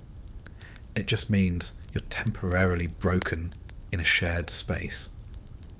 Then there's the gender line, stark, unyielding. You don't see many women here, except for the nurses. They are your lifelines and your gatekeepers. They decide when you eat, when you move, when you speak to a doctor. And yet, they get less respect than any officer who walks in to observe the men. They live in a barrack wing next door. You hear the boots marching past in the morning. You smell their perfume when they pass, usually mixed with antiseptic, sweat and resignation. They work twice as hard for half the credit. If they're too kind, they're whispered about. Too firm, and they're called cold. One nurse, sharp, exacting, capable, was reassigned last week because a lieutenant said she showed attitude. Another was pulled after rumours she had held a patient's hand too long. You watched her pack a bag. No goodbye. Just a pause at the doorway and a face that said everything. You're lucky to still be here. I wasn't. Even among the wounded, the lines don't disappear. Some men get a second pillow. Some get visitors. Some get silence. The amputees, their own category. You can feel it in how the staff talks around them, not to them. He'll need a walker. He's not adjusting. Someone should write to his mother. They're no longer men, not in the war machine's eyes.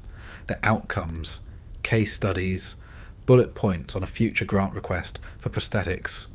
Psych patients are worse. They're spoken of like furniture. Shell shock, combat fatigue, neurological mystery. You see them walking the courtyard in circles, faces slack, eyes too wide or too narrow. They used to wear uniforms like yours. Now they wear suspicion. One man broke down in the mess hall after a tray clattered to the floor.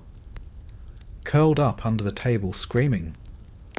They came with 2 orderlies and a belt. No doctor came, no chaplain, just silence, restraint and paperwork. You learn not to react, because here dignity is also rationed. And some men got their quota before they ever bled. You'd think that injury would level the playing field, that once everyone's bleeding, the rules get simpler. But in truth, hierarchy becomes more visible when everything else is stripped away. When you're laid bare on a cot in a paper-thin gown, what you are suddenly matters more than what you are. There's a private across from you named Harris. Broad shoulders, missing fingers, slow with speech. He's from some farm town you've never heard of and probably couldn't find on a map. The nurses like him because he's polite. The doctors ignore him because he doesn't ask anything complicated. He's had 3 operations on his leg, bone splintered, nerves shot, but no one's told him whether he'll ever walk again. They just say, "We'll see." Meanwhile, Lieutenant Braxton, a man with half as many injuries and twice as much ego, gets daily updates, 2 visits from command staff, and his eggs cooked to order by the kitchen staff. He yells when the tea is cold. Someone brings him another. He complains that the blankets are rough. They replace them. You overhear him saying, "I don't belong in this rabble." And he's not wrong. Not in the way the system sees it. Even among the wounded, there's a caste system. You hear it in the language. One of the nurses says, "the boys," when referring to the enlisted. But the officers always get the full title. Boys are expected to shut up and cooperate. Officers are allowed to demand explanations, second opinions, apologies. You notice it in treatment too. They get better meds, first pick of the morphine, earlier access to penicillin, shorter waits for procedures. When supplies are tight, the logic is quiet but clear. Fix the men who give the orders, and the rest will follow. You've also learned that being useful makes you more visible. A man who types gets more visits than one who limps. A radio tech with half a hand is a project worth saving. The guy who painted signs for the platoon now does the ward's recovery tracker chalkboard, a masterpiece of names, numbers, and little cartoon feet. He gets better pudding than the rest of you. He's earning his place. But usefulness has a short half-life. One man used to run dispatch on a motorbike, lost both feet in a mine blast. He jokes sometimes, says he's just an upper-body soldier now. But when he asked for news on prosthetics, the doctor muttered, "We're focusing on ambulatory cases," which is code for, "We're out of reasons to care." You get graded silently every day, like a school for the slowly collapsing. And then there's shame, the quiet thread sewn into everything. No one tells you when you've crossed some invisible line into burden, but you feel it. When they stop making eye contact, when they stop using your name, when your chart sits untouched at the end of your bed for an hour longer than usual. Some men become jokes. Not cruelly, just as a way to cope. There's Snore Sergeant, who vibrates entire bunks with his nightly chainsaw breathing. There's Captain Complains a Lot, who keeps a daily list of perceived slights. Wrong size slippers, itchy sheets, too much broth. No one mocks the severity of their injuries, just the way they carry them. But others, the truly broken, aren't mocked. They're pitied, and pity is worse. You see it in the glances people try to hide, in the way the staff whispers around those who won't recover. There's a man on your wing who doesn't speak anymore. Some kind of head trauma. He drools. A nurse wipes his mouth every few minutes. His hands shake when they try and feed him. No one ever asks about his past. He is defined now by what no longer works. And humiliation, that comes built in. There's no version of this that feels noble. Trying to defecate in a bedpan while 4 other men in the room pretend not to hear. Trying to ask a nurse for help dressing when your fingers don't bend anymore. Trying to explain to a young orderly that, no, you're not being lazy. You really can't lift your own arm high enough to reach the call bell. The worst part? The small daily indignities wear you down faster than the injury itself. You forget how to advocate for yourself. You learn helplessness like a second language. One man next to you spent an hour staring at his food tray before asking someone to cut his meat. Another wet himself rather than call the nurse. Not because he was ashamed, because he didn't want to bother her. Some staff pretend not to notice these little surrenders. Others notice everything. One nurse, hard-faced, always punctual, calls it learned obedience. She says it like it's inevitable. Another, softer, gentler, calls it wearing thin. She says it like it breaks her heart. And still the hierarchy looms. There's a clipboard at the foot of every bed, but there's also an invisible one above it. One that reads, rank, low, education, unknown, family, absent, recovery, prognosis, uncertain, value to the machine, pending. The doctors say you're on track. You're healing as expected. But you've seen what happens to the ones who don't move fast enough. The hospital begins to forget them. They're transferred to distant wards, off-site convalescent homes, long-term rehabilitation centres so far from the front lines that they're practically purgatory. One man said it best before they wheeled him away. I'm not leaving the war. I'm just being filed somewhere colder. You wonder what your label will say when that day comes. If it comes. Maybe private, lower limb trauma, partial function, cautiously optimistic. Maybe just salvageable, for now. And that's what it really means to be a patient here.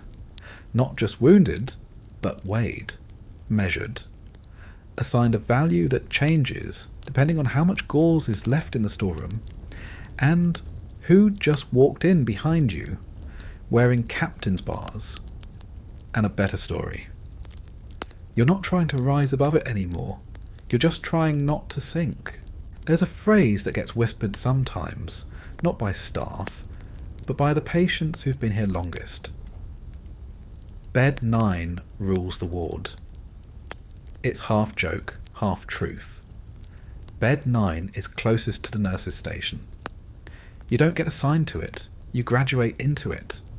It's reserved for officers, war heroes, the occasional VIP who came through with a news clipping about his gallantry.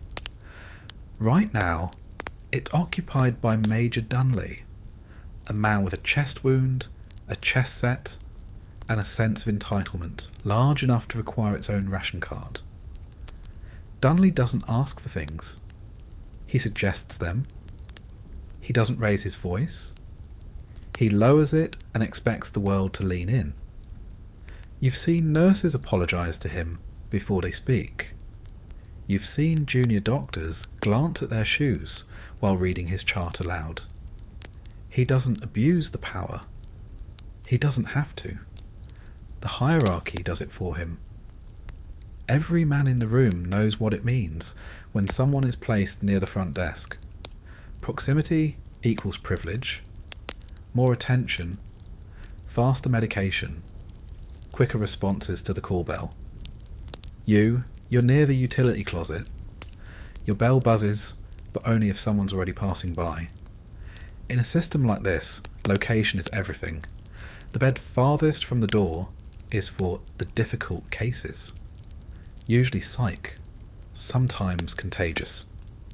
Once, a man with an infection no one could name.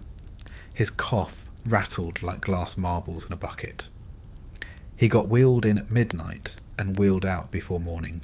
The next day, that mattress was stripped and burned. No one explained. You didn't ask. These spatial politics stretch outside the ward too. You've started to notice who gets invited to the front lawn for fresh air. The walkable, the well-behaved, the conversationally convenient. It's called sunshine therapy on the chart. It might as well be parole. You can only go if a nurse signs off and an orderly has time. Two things in perpetual short supply. The ones who don't get chosen sit by the window and pretend the draft is the same thing. It isn't. There's also a clear divide in who can complain and who can't. The officers send back food. Say it's too cold, too salty, too brown. Their trays disappear and reappear improved. You tried once. Told the orderly your tea had a film thick enough to qualify as a new species. He told you to stir it harder. The next time, he just forgot to bring you any. A medic explained it to you during one of your better days. The higher-ups, he said, they're allowed preferences. You lads, you get what you're given. And it's not just about what you eat, it's how you're spoken to. The tone, the words chosen. When the officer next to you asked the nurse how long his fever might last, she brought him a chart, showed him the data, and walked him through the medication timeline like a colleague. You asked a similar question once. The response was, "That depends on how well you behave." That phrase stuck with you. As if recovery were a reward. As if your body's betrayal was your own fault. Humiliation isn't always loud. Sometimes it's the opposite. The nurse who pauses an extra second before helping you to the toilet. The orderly who sighs when you ask to be turned. The chaplain who places his hand on your shoulder, not in comfort, but in pity. You notice how some patients get new pyjamas without asking. How others, like you, get told to make do with ones missing half the buttons.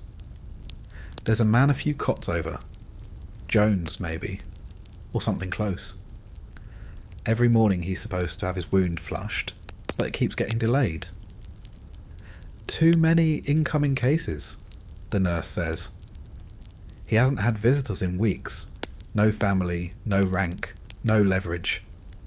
He asked to move closer to the front once, just for light. Got denied. That bed's spoken for, they told him. Later that week, a captain got admitted. He now sleeps there, and humiliation comes in other shapes too, like the paperwork. You can't read it, but you see it travel, from desk to desk, from clipboard to folder to archive. Each sheet a quiet summary of someone's worth. Rehabilitation delayed? Long-term prognosis uncertain. No family contact established. A man can go from Private Jameson, RAF Signal Corps, to just non-ambulatory case NOSU 72B in less than a week. You see it in the nurse's shorthand. They stop using names once the exit plan becomes uncertain. And maybe the most humiliating thing of all, watching yourself agree with the system, you start to judge the others too. You find yourself thinking, he moans too much. He should walk by now. Why is he still here? You hate the thought as soon as it forms. But it's there. The hierarchy worms its way into your brain, makes you complicit. It's survival, but it feels like betrayal. The older patients talk about hospitals like ecosystems. Top feeders and bottom feeders, one said. Everyone else just swims and hopes not to get noticed. There's no glory in the bottom. There's a man who arrived recently, face burned, fingers melted together. He doesn't speak, not because he can't, but because he knows what people see when he opens his mouth. He sits quietly, every move deliberate. The staff calls him the quiet one. One nurse even joked, "He's no trouble, just needs watering." You flinched when she said it, then laughed half a beat too late. You're not sure who you were trying to protect, him or yourself. Humiliation here becomes its own kind of background radiation. You don't notice it right away, but it's there. In every plastic spoon, every mispronounced name, every shift where no one makes eye contact, every moment where the man next to you is in pain but too proud to press the call bell. They say war strips a man bare, but it's the hospital that shaves you down to your core and weighs the pieces. Not by merit, not by courage, but by how quietly you can endure being invisible. And that might be the hardest job of all. After a while, the hospital becomes a country, a sovereign state with its own language, customs, hierarchies, and rules. It has borders, the door to the surgical wing, the curtains drawn around a bed, the line between nurse and doctor. It has currency, cigarettes, silence, pudding. It has religion, pain management, progress charts, and the holy trinity of stable, responsive, mobile. You're a citizen here now, like it or not. No passport, no election. Just a bed assignment and a folder with your name miswritten in someone else's handwriting. And like any country, it has culture. No one teaches it to you. You absorb it by watching. You learn that if you want an extra blanket, you ask at 4 a.m, when the night nurse is too tired to argue. You learn which medics to joke with, and which ones are made of glass. You learn that the man in bed 12 hums before he vomits. So when you hear music, you lean away. Superstition is strong here. One man refuses to sleep under the same blanket 2 nights in a row. Another hides a playing card under his pillow. Queen of Hearts, face down, always. No one dares move the prayer beads beside the chaplain's supply closet. They hang on a nail, untouched since the man who left them was transferred. The nails still warm with reverence. Someone, no one knows who, scratched the words, "Don't die on a Sunday," into the wood beneath the 3rd window frame. You don't know what it means, but no one sits under that window if they can help it. These rituals don't make sense. But then again, neither does surviving shrapnel to the gut, or regrowing tissue in a bed shared by lice. So belief doesn't require logic here, just consistency. Then there's the calendar that isn't. Technically, the hospital runs on military time. 0500 wake up, 20K100 lights out. But real time moves according to the ritual of rounds, meal carts and dressing changes. Days of the week are irrelevant. The only time anyone references Sunday is because it means reduced staffing, which means slower morphine. No one says the word Monday. The last person who did had a seizure by lunch. It's not a rule exactly, but it's also not coincidence. The nurses try to bring structure. They speak in phrases that simulate order. Just another hour. We'll do that tomorrow. Let's get through today first. It sounds like planning.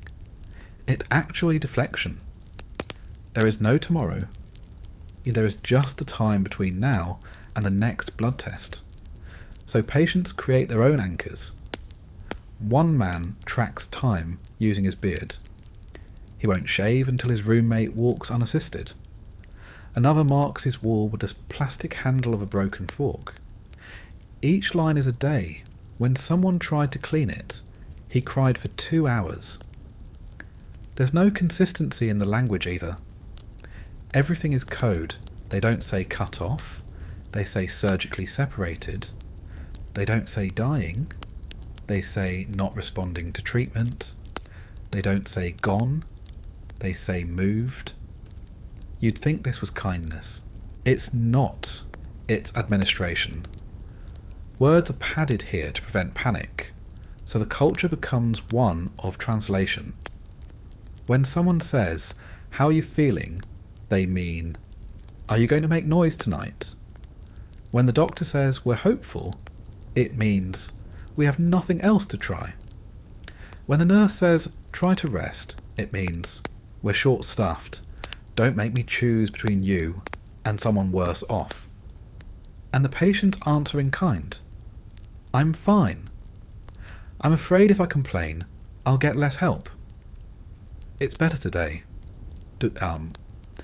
I've accepted that this is permanent. I just need a little more time. Please don't forget me."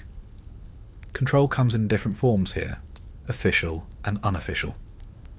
There's the routine, the morning vitals, the checklists, the formality of bed charts clipped to your foot like livestock tags. But that's only half of it. The real control comes from the unspoken agreements. 1. If you scream during treatment, apologise afterward. 2. If the man in the next cot is shaking, offer your water without being asked. 3. If someone is being wheeled out and you hear a nurse say, "Keep your chin up," don't ask where they're going. 4. Don't press your call bell during medication rounds unless you're bleeding now. 5. Don't ask the name of the man who replaced the last one. You don't want to know how quickly we are replaced. Some of the control is self-imposed. You stop asking for details. You stop counting the stitches. You stop looking at the wound. You train yourself to go blank during treatment, like you're leaving your body for a while and letting the shell handle it. One of the older patients calls it clocking out. "I only clock in for the meals," he says. "The rest of the day I'm outsourced to my shadow." It's said like a joke. It isn't. Belief is part of this too, but not the kind you get in churches or chapels. There is belief in patterns. If your fever spikes and the nurse who treated you wore green gloves, you now believe green gloves are unlucky. If your pain dulled during the 11 a.m. round, you now believe the hour has power. You believe in your body's superstitions. You believe in your roommate's recovery like it's a weather forecast, changeable, beyond your control, but somehow personal. You believe that if you can hold your breath during the entire injection, it will hurt less. You believe that if no one dies in the ward today, tomorrow will be easier. You believe.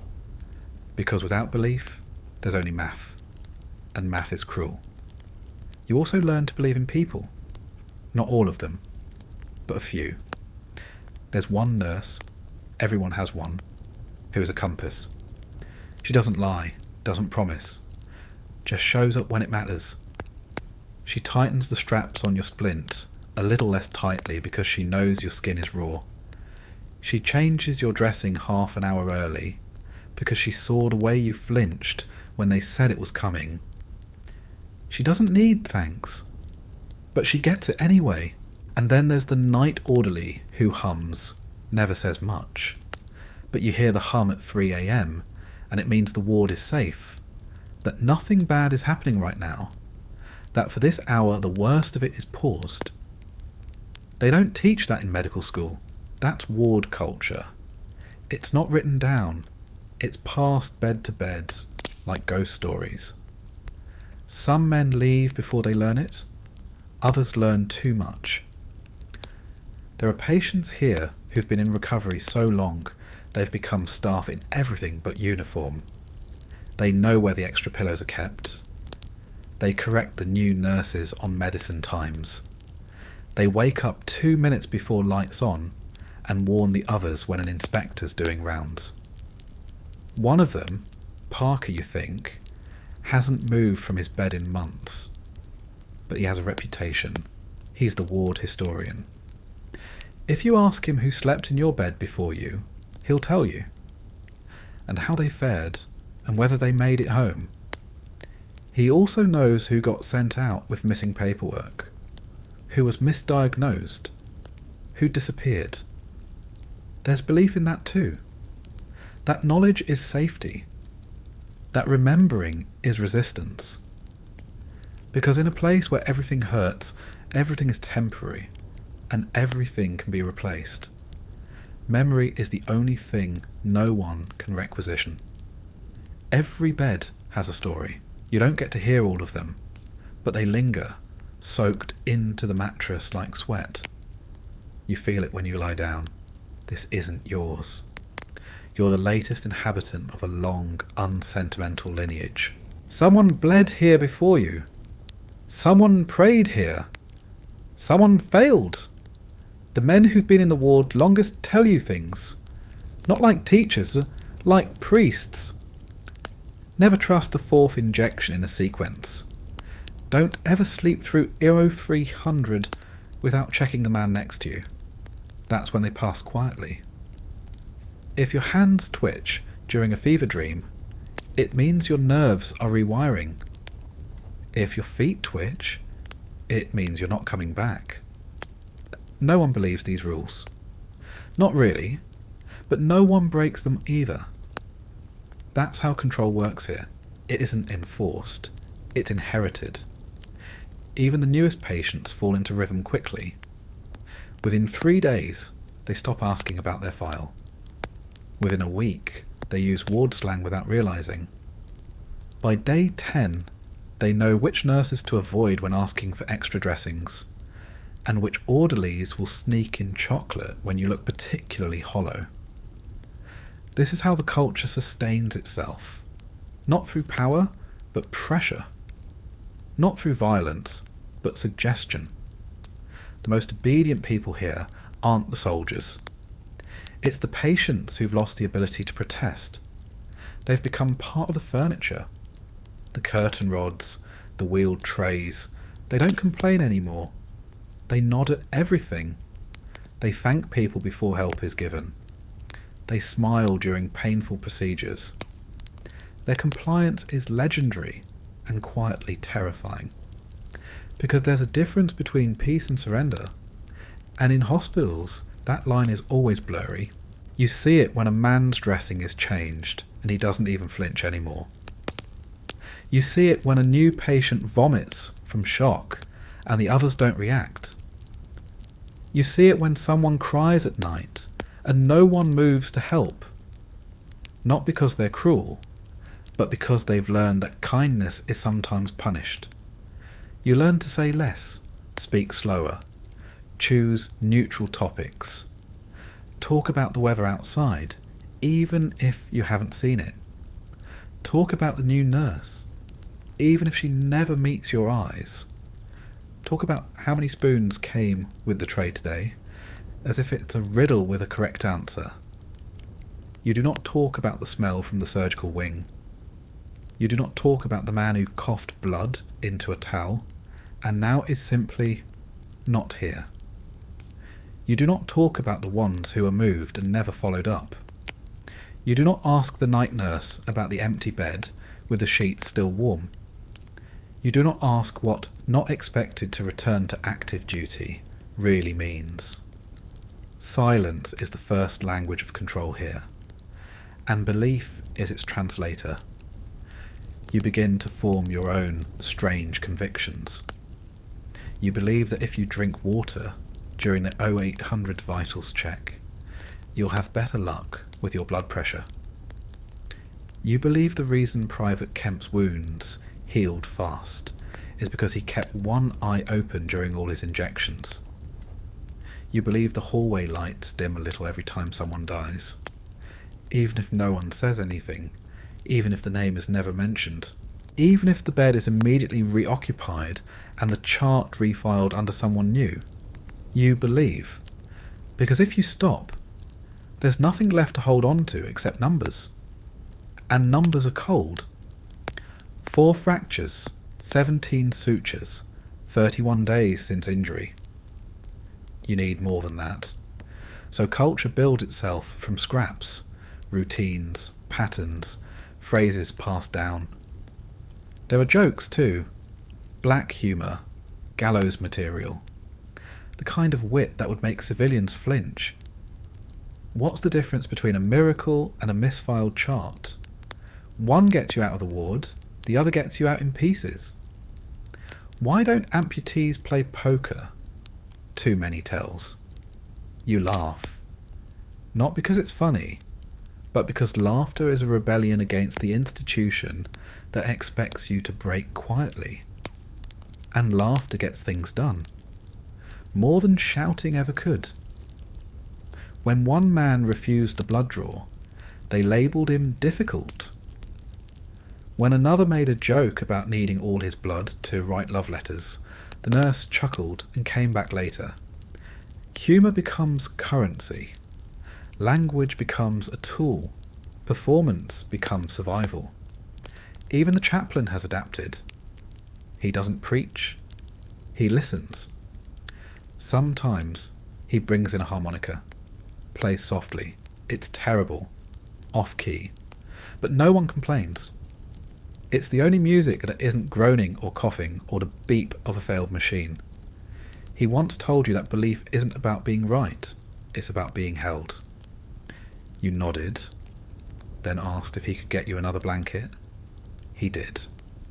There are other rituals. Some men fold their gowns before every dressing. Some refuse to sleep until the man in the next cot falls asleep first. One man insists on reciting the name of every crewmate he lost before closing his eyes. He does it quietly, like a bedtime prayer. It's not for them. It's for himself. To remember that he still has names in his mouth. And breath to say them. You've got one too now. Before bed, you adjust your pillow 3 times. Not for comfort, but because the night your fever broke, you happened to do it that way, and now you believe it's what saved you. That's belief. Not in miracles, not in God even, but in repetition, in rhythm, in meaning, even if it's made up. The ward lets you keep these things. It needs you to. Without them, you'd crack like old bone. Even the staff have their own cultural codes. There's a whistle the night orderly uses when a fight is brewing between 2 patients. Not an alarm, just a low trill. The nurses wear different shoes during evening shifts. Quiet souls for a quieter ward. Some staff leave sugar cubes behind for men who can't swallow pills easily. One nurse ties her pen to her uniform with a shoelace so it doesn't get stolen again. They never call attention to these behaviours, but they form the web of the place.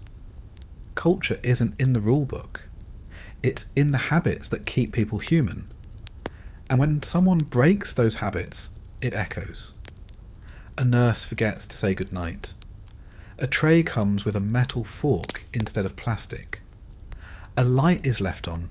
A temperature isn't taken. These are warning signs, not of negligence, but of disruption. Something's coming. A transfer, an inspection, a death. You learn to read the cultural seismograph before the tremor hits, because in a place where pain is constant and outcomes uncertain, the only real control anyone has left is preparation. You brush your teeth the same way each night. You place your slippers facing out. You smooth your blanket edge. Not because it helps the healing, but because the culture says, if you follow the ritual, maybe tomorrow you'll still be here to do it again. There's a rumour always spoken in hushed tones during lights out, that some men aren't discharged. They're disappeared. The word is specific. Not transferred, not released. Disappeared. As in, removed from rosters, quietly, without paperwork, anyone can find later. No ceremony, no notice to next of kin. No follow-up visit from command. They're just gone. One man swore it happened to his bunkmate. A fever. Then silence. Then a new patient in the bed before breakfast, with no mention of the old one. I asked the nurse, he said. She said I was confused, that I'd imagined him. He hasn't slept a full night since. This is the ghost story tier of ward culture. Beliefs that sit just beyond credibility, but well inside possibility. They gain weight not because they're plausible, but because they could happen. Because you've seen enough inexplicable things to know better than to dismiss anything out of hand. Another rumour, that there's a wing for long-term patients, where they keep the ones who'll never walk again, never talk again, never complain again. No visitors allowed, no windows, just beds and silence. They say it's buried beneath the main wing, down an elevator no one uses anymore. A man once tried to find it, said he faked a fall just to wander the basement hallway. Came back pale, wouldn't say what he saw, refused to speak for 2 days. Eventually asked for transfer. Got it. You think he's in Norway now? Or dead?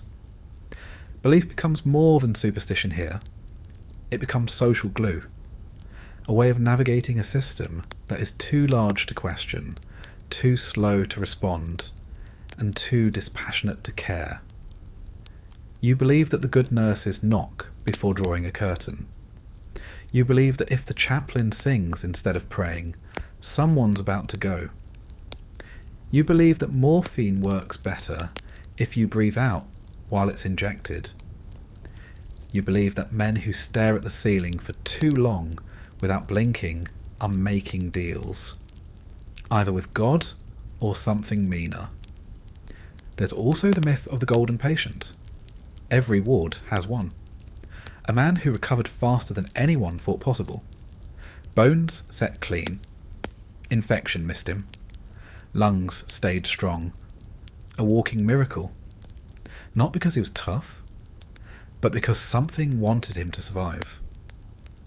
His story gets told whenever someone's running out of hope. Remember Kendrick? Lost half a rib and walked out 2 weeks later. Or Chapman's leg was black to the hip. They were prepping the saw and it turned pink overnight. Swear to God. Of course, no one knows where Kendrick is now. Or Chapman. They never send letters, never write back. But that's the thing about miracles. They don't stick around. They ascend. There's a practical reason for these stories too. Hope is easier to manage when it's second hand. No one here wants to be the hero. They just want to believe the role exists. And belief is a way to protect against the worst fear of all, becoming part of the background. The hospital is full of objects that used to be people. Crutches, no one claims. A pair of boots under an empty bed. A shaving kit with initials no one recognises. A scarf draped over the back of a chair, even though it's been weeks since that chair had an owner. Every object has a history, but no one has time to learn it. The system absorbs it, repurposes it, reassigns it. So belief becomes resistance. You believe in your own story. You whisper it to yourself at night. My name is still mine. My wounds don't define me. I had a dog. I liked whiskey. I danced once with a girl who laughed so hard she fell over. You say these things, not because they help you walk, but because they help you stay. It's why some men keep diaries. Even when their hands don't work properly. One man scrawls 1 sentence a day on the back of ration slips. Still me. He folds them and hides them in his pillow. Another patient teaches himself to write backwards, so if someone finds his journal, they'll have to work to read it. He says it's the only secret he has left. Culture here breeds that kind of quiet rebellion. You don't riot, you don't protest, you memorize, you archive. You notice which patients got their medals returned with their personal effects. You notice who got saluted and who got ignored. You remember every name of every man who left without a word and never came back. You write them down, not on paper, but in the soft part of your chest where memory hides from pain. And you pass it on. You tell the new guys the rules. You warn them which beds are cold, which thermometers are rigged, which orderlies mean well but can't be trusted with catheters. You tell them not to joke about leaving early. The hospital hears that, and it doesn't like optimism that sounds like escape.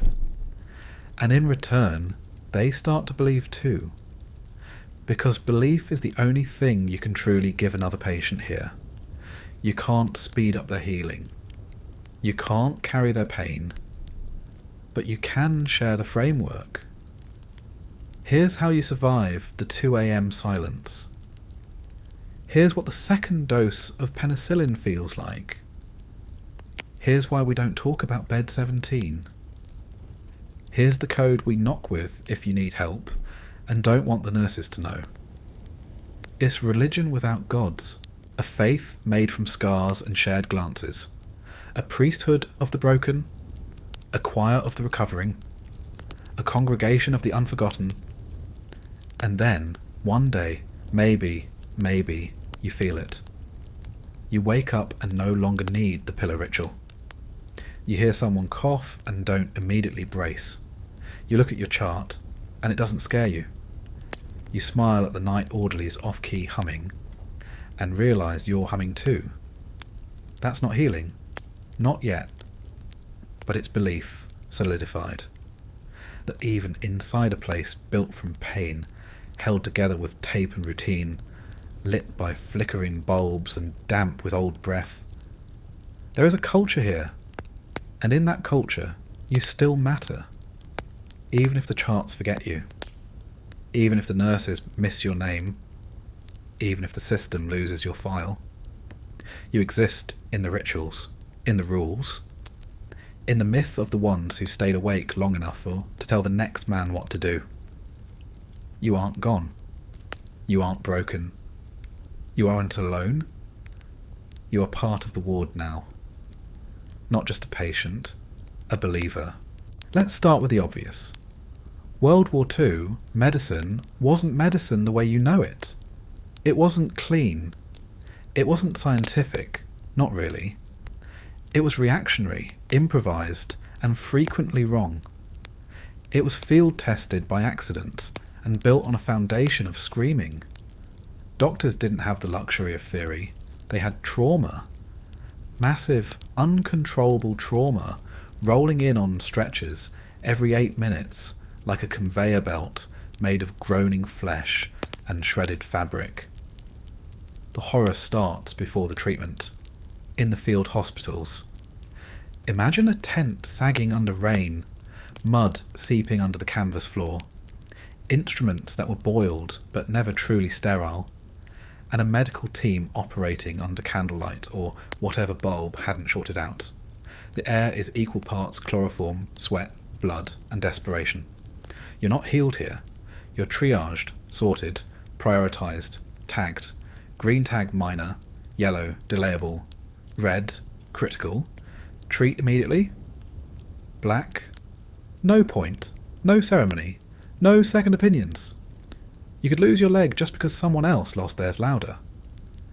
One medic in Sicily had to decide between 2 unconscious men, one with abdominal wounds, one missing a foot. He saved the foot. Why? Because he could see it. Because the gut wounds were internal, abstract. The foot was a known variable. That's how medicine worked at the front. Not on fairness, on visibility. And the absurdity? It was constant. Doctors using fountain pens to hold arteries closed. Soldiers biting down on leather belts or wooden spoons because the morphine ran out an hour ago. One nurse in Italy performed 6 minor surgeries using a sharpened soup spoon and vodka as antiseptic. She was later decorated, not because it worked, but because it didn't immediately kill anyone. You think blood transfusions would help? Sometimes, yes, when you had blood. More often you didn't, or it was the wrong type. Matching was primitive, labels smudged. A soldier might wake up with another man's blood in his veins, and sometimes that man had syphilis, or malaria, or wasn't even a man, just B positive, grabbed from a crate in the back of a jeep. There were entire battles where medics were forced to reuse syringes on every patient. One after another, the same needle. Wiped, not cleaned. At least 40 soldiers injected with the same blunt tip that got duller with every plunge.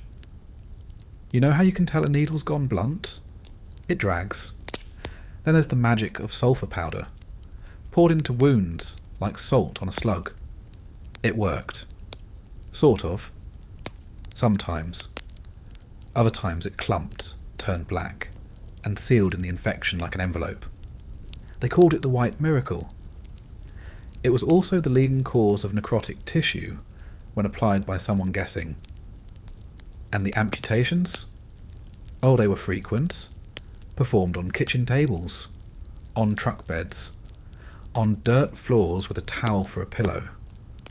Bone sores that whined and screamed against tendons. No cauterization. No laser precision. Just pressure, prayer, and maybe a belt between your teeth. One soldier in Normandy was amputated without anesthesia because the doctor thought he was unconscious. He wasn't. He just couldn't move. They figured it out halfway through the femur. And what about the so-called heroic surgeries? You want absurd? Try reattaching an ear using a fish hook and thread because the surgical kit got left in the mud. Try removing shrapnel from a man's chest using a spoon and a bottle of brandy. Try sewing intestines shut with wire stripped from a field radio. These weren't urban legends. These were Thursday. You know what passed for physical therapy in some recovery wards? Being told to walk it off. With a cane, if you were lucky. Without, if you weren't. Men with shattered hips being taught to mobilize their core by dragging themselves across sandbags. In one hospital in France, a doctor used broom handles to construct leg braces. They weren't adjustable, just nailed together. If your leg was longer than expected, well, they'd cut the brace. If your leg was shorter, they cut you. Let's talk dentistry. Tooth infections were a massive problem. You don't think about it during wartime, but one bad molar could end a soldier's tour. So they pulled teeth preemptively. No x-rays, no real diagnostics, just, that one looks suspicious, yank, no numbing, no rinse, just forceps and screaming. Or if you were lucky, chloroform, and a prayer that it didn't stop your heart. Absurdity wasn't just tolerated, it was institutionalized. There were treatment stations set up in railway cars, old stables, even abandoned casinos.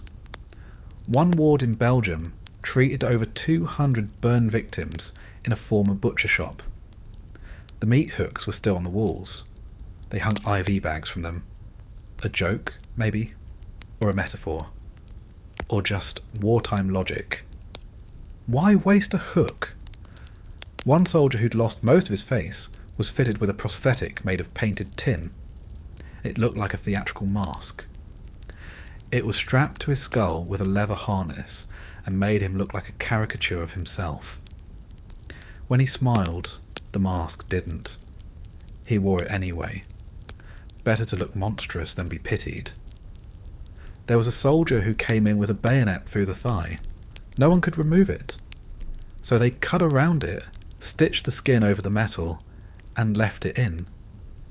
He limped with it for weeks until the wound reopened, and the blade slid out during sleep like a letter opener falling off a desk. Absurd? Sure. But also, somehow, routine. That's what horror does. It normalizes itself, repeats until it's not strange anymore. You want to know the real madness? It's not the procedures, not the makeshift surgery or the missing limbs. It's the fact that everyone kept going, that after the operation you were expected to eat, that after the amputation you were expected to write letters, that after the night of 11 field deaths you were expected to wake up, brush your teeth with baking soda, and queue for the latrine like it was any other morning. You think horror destroys order, but in war it creates its own. One that says, if the leg is gone, it's gone. Bandage it. If the pain is too much, bite the belt. If the wound smells sweet, it's gangrene. Cut deeper. If they cry, ignore it. If they go quiet, hurry. If they die, make space. Because the next one's already on the stretcher. There is something uniquely awful about being healed by someone guessing. And that, more than anything else, defines World War II medicine. Calculated improvisation, trial by fire experimentation, and just enough luck to ensure the guess doesn't always kill you. Take pain relief. By the middle of the war, morphine was in tight supply. Every vial came with a decision. Sometimes that decision was yours. Often it wasn't. You might get half a dose. You might get none. You might get a syringe that had been used on 5 other people and now carried something extra in the mix, like hepatitis. The real horror? You learned not to expect relief. You learned to take it when offered and never ask again. A man in your ward once asked for more morphine during a particularly brutal debridement. The nurse said, "If you can talk, you don't need it." He never spoke during treatment again. Instead of proper anaesthesia, some patients got ether. But ether was a balancing act. Too little and you were awake for the first incision. Too much and your heart forgot what it was doing. The trick, they said, was watching the eyelids. When they fluttered, you cut. If they stopped, you paused and hoped. One medic developed his own technique for amputations. He called it quick pull. It was exactly what it sounded like. A single smooth drag of the saw. No hesitation, like slicing bread you didn't want. He said if you stopped midway, the nerves got confused. His theory was wrong, but he believed it. So did the 29 men, who woke up to stumps so clean they looked manufactured.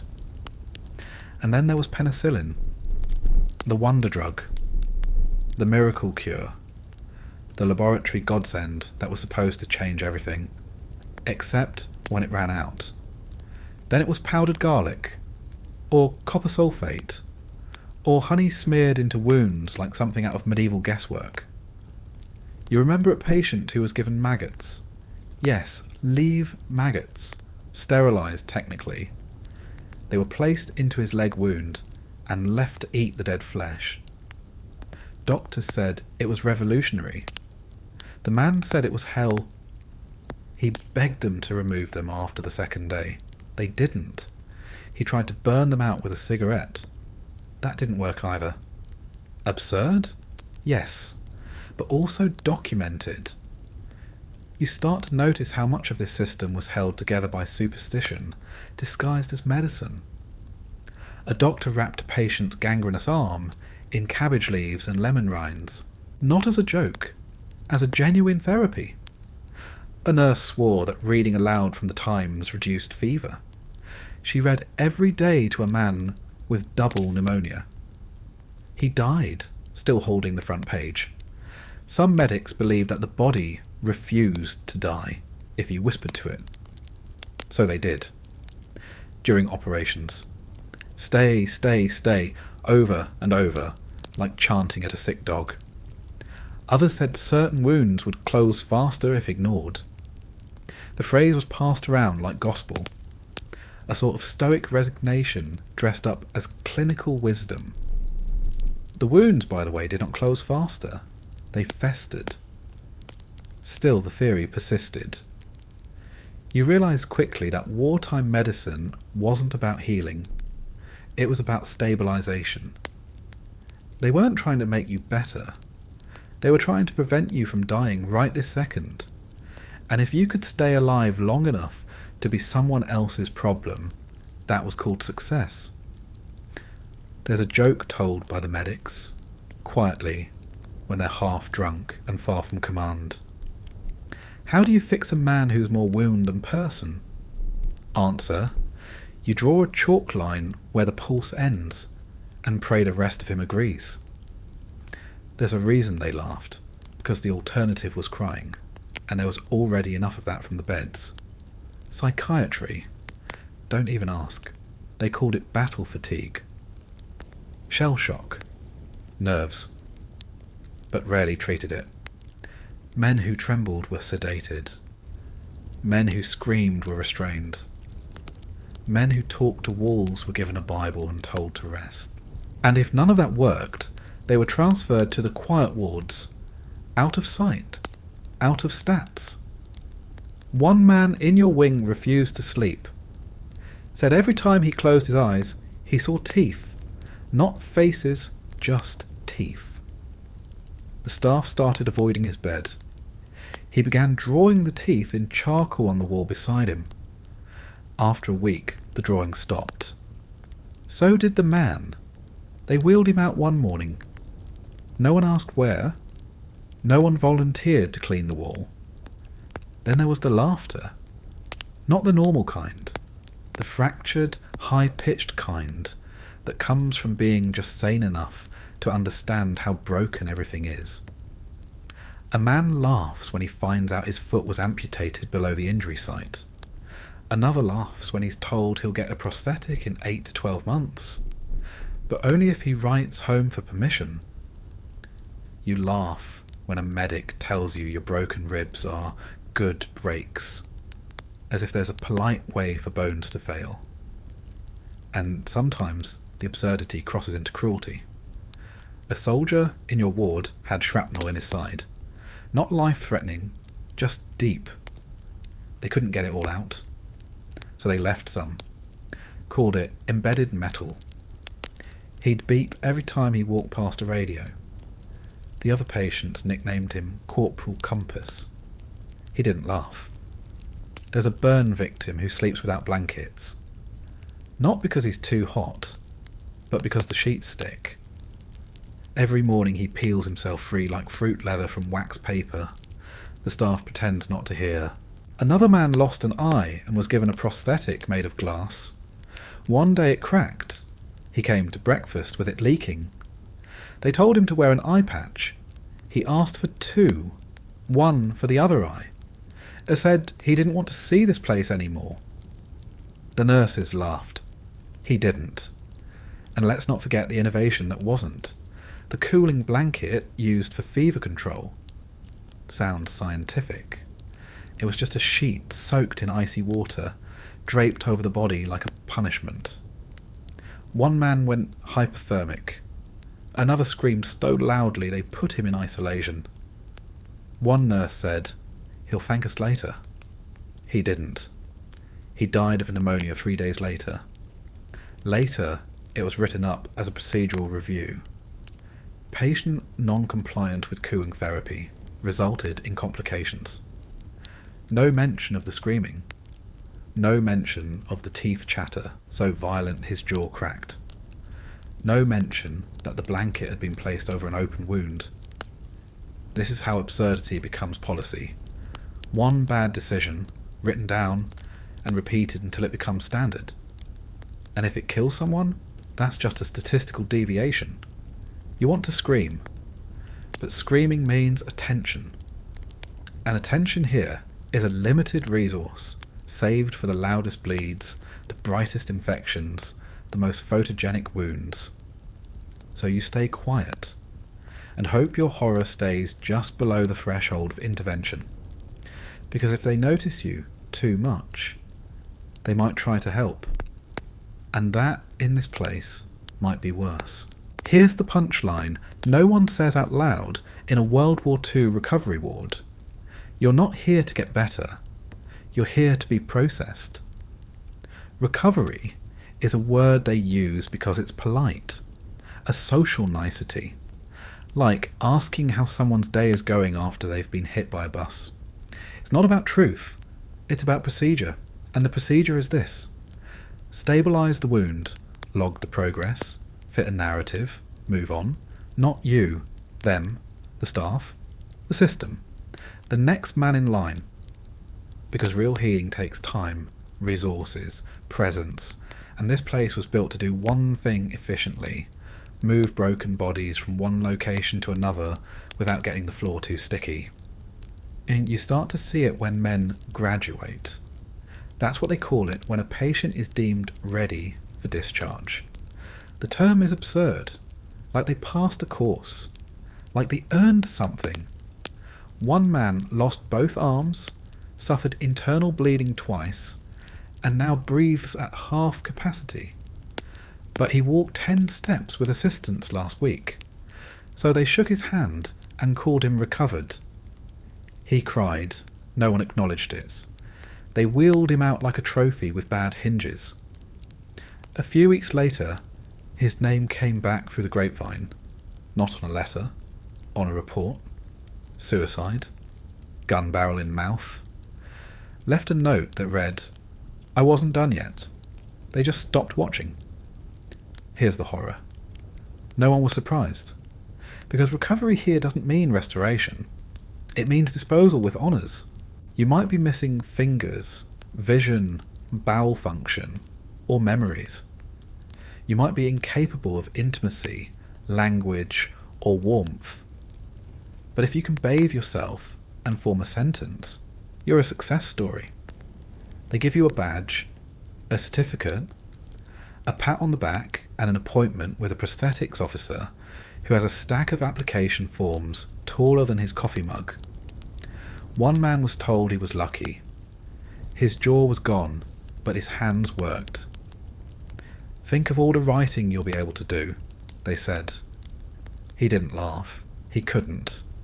They gave him a mouthpiece that resembled something between a feeding funnel and a muzzle. He threw it across the ward. It clanged against the wall and nobody flinched. You flinch now, but only inward. Because you know better than to react outwardly. That gets documented. A nurse once wrote, patient appears emotionally erratic on your chart after you stared too long at your bandages. The next day, a new doctor showed up asking questions. Not about your pain, about your compliance. That's the final absurdity. Healthcare becomes surveillance. Your temperature is recorded with more attention than your thoughts. Your stool is analysed with more empathy than your grief. They measure your white blood cells, but not the way you recoil from sudden noise. They test your reflexes, but not the way your hands shake when someone says, home. You're supposed to want to leave. They keep telling you that. You'll be back on your feet in no time. You'll be with your family soon. You'll get your life back. But what if you don't want it back? What if the version of you that had that life is buried somewhere in a trench under 30 pounds of blood-soaked canvas? They don't have a treatment for that. So they pretend it's not the real wound. You begin to fake enthusiasm, to hit milestones. You learn which answers get you fewer questions. Yes, the pain is tolerable. Yes, the dreams have stopped. Yes, I want to go home. You lie like a professional, because the only alternative is honesty. And in this place, honesty is grounds for containment. A man in the neighbouring wing told the truth once. Said he didn't feel real anymore. Said he thought he was a ghost wearing a skin suit. They moved him that night. Rolled up his bed, folded his chart, replaced his cot with another. The next day a new patient was in his place. No one spoke of the man again. Absurd? Absolutely. But it's how they keep the ward running. Grief is not efficient. Trauma is not tidy. Recovery here is a costume. And once it fits, you get to leave. The irony is thick. You survived fire, steel, infection, and loss, only to be undone by hospital protocol. You see it in the man with the half arm, who now paints with his feet. They put him in the newspaper, called him the Toe Picasso. He smiles in the photo. You saw him cry in the latrine an hour earlier. Another patient, blind in both eyes, now teaches Braille to new arrivals. Inspirational, they call him. He calls himself half ahead. But no one prints that. You wonder what your photo caption will say. Recovered soldier reintegrates with optimism. Hero soldier returns to community with new purpose. Former patient volunteers to inspire other amputees. Never. Man unsure what's left of himself after the bandages come off. Never. Patient recovers only enough to function, but not to feel. Never. System reclassifies human being as success story while ignoring soul collapse. There's a bulletin board in the hallway, full of notes. Some are cheerful. Thanks for getting me back on my feet. Some are awkward. You guys were brutal but fair. Some are just strange. I left a piece of me here. Please don't find it. You stare at that last one often, because that's what this place really does. It takes pieces. Some visible, some not. And the horror, the true laugh till you choke absurdity. You'll thank it. You'll say, I'm grateful for what they did. Because you'll feel like you have to. Because to admit otherwise would mean acknowledging that your pain is now your own problem, and always was. So you smile. You walk the hallway like a man in his own dream. You answer the questions. You tie your shoes. You nod when someone says, you're looking strong. And maybe you are, but somewhere, buried deep beneath the procedures and prosthetics and paperwork, you know the truth. You're not healed, you're dismissed. And the chart says, patient discharged, wound closed, all systems normal. Except for the parts no one measures. Except for the places that don't show up in x-rays. Except for the absence you now carry like a second spine. And that, more than blood, more than bandages, more than painkillers or policies, or the sound of bone being cut by hand.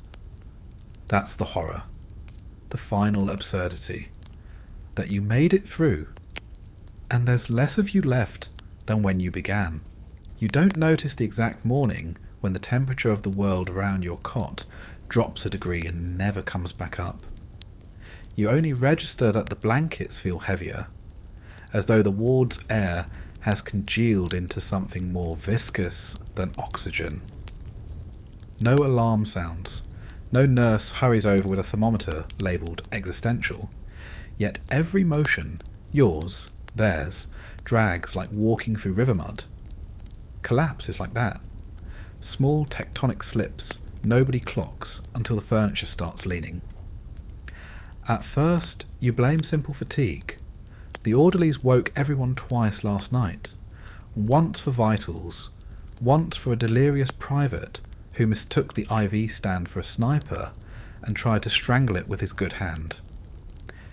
You tell yourself that's why your limbs feel underwater. Except the sensation persists, even after the morning broth that passes for breakfast. You lift the spoon, return it to the tray, and nothing inside you registers a need for the next bite. Appetite hasn't vanished. It is detached, floating somewhere overhead with the dust motes. Names detach the same way. Yours still glints from the card clipped to the foot of the bed. Surname, service number, blood type. But each letter is a puzzle piece from a set you stopped trying to assemble. Yesterday, when a volunteer read the midday mail roster, she repeated your name 3 times. By the third, she looked worried, as if calling into a void. You raised a hand out of mercy rather than recognition.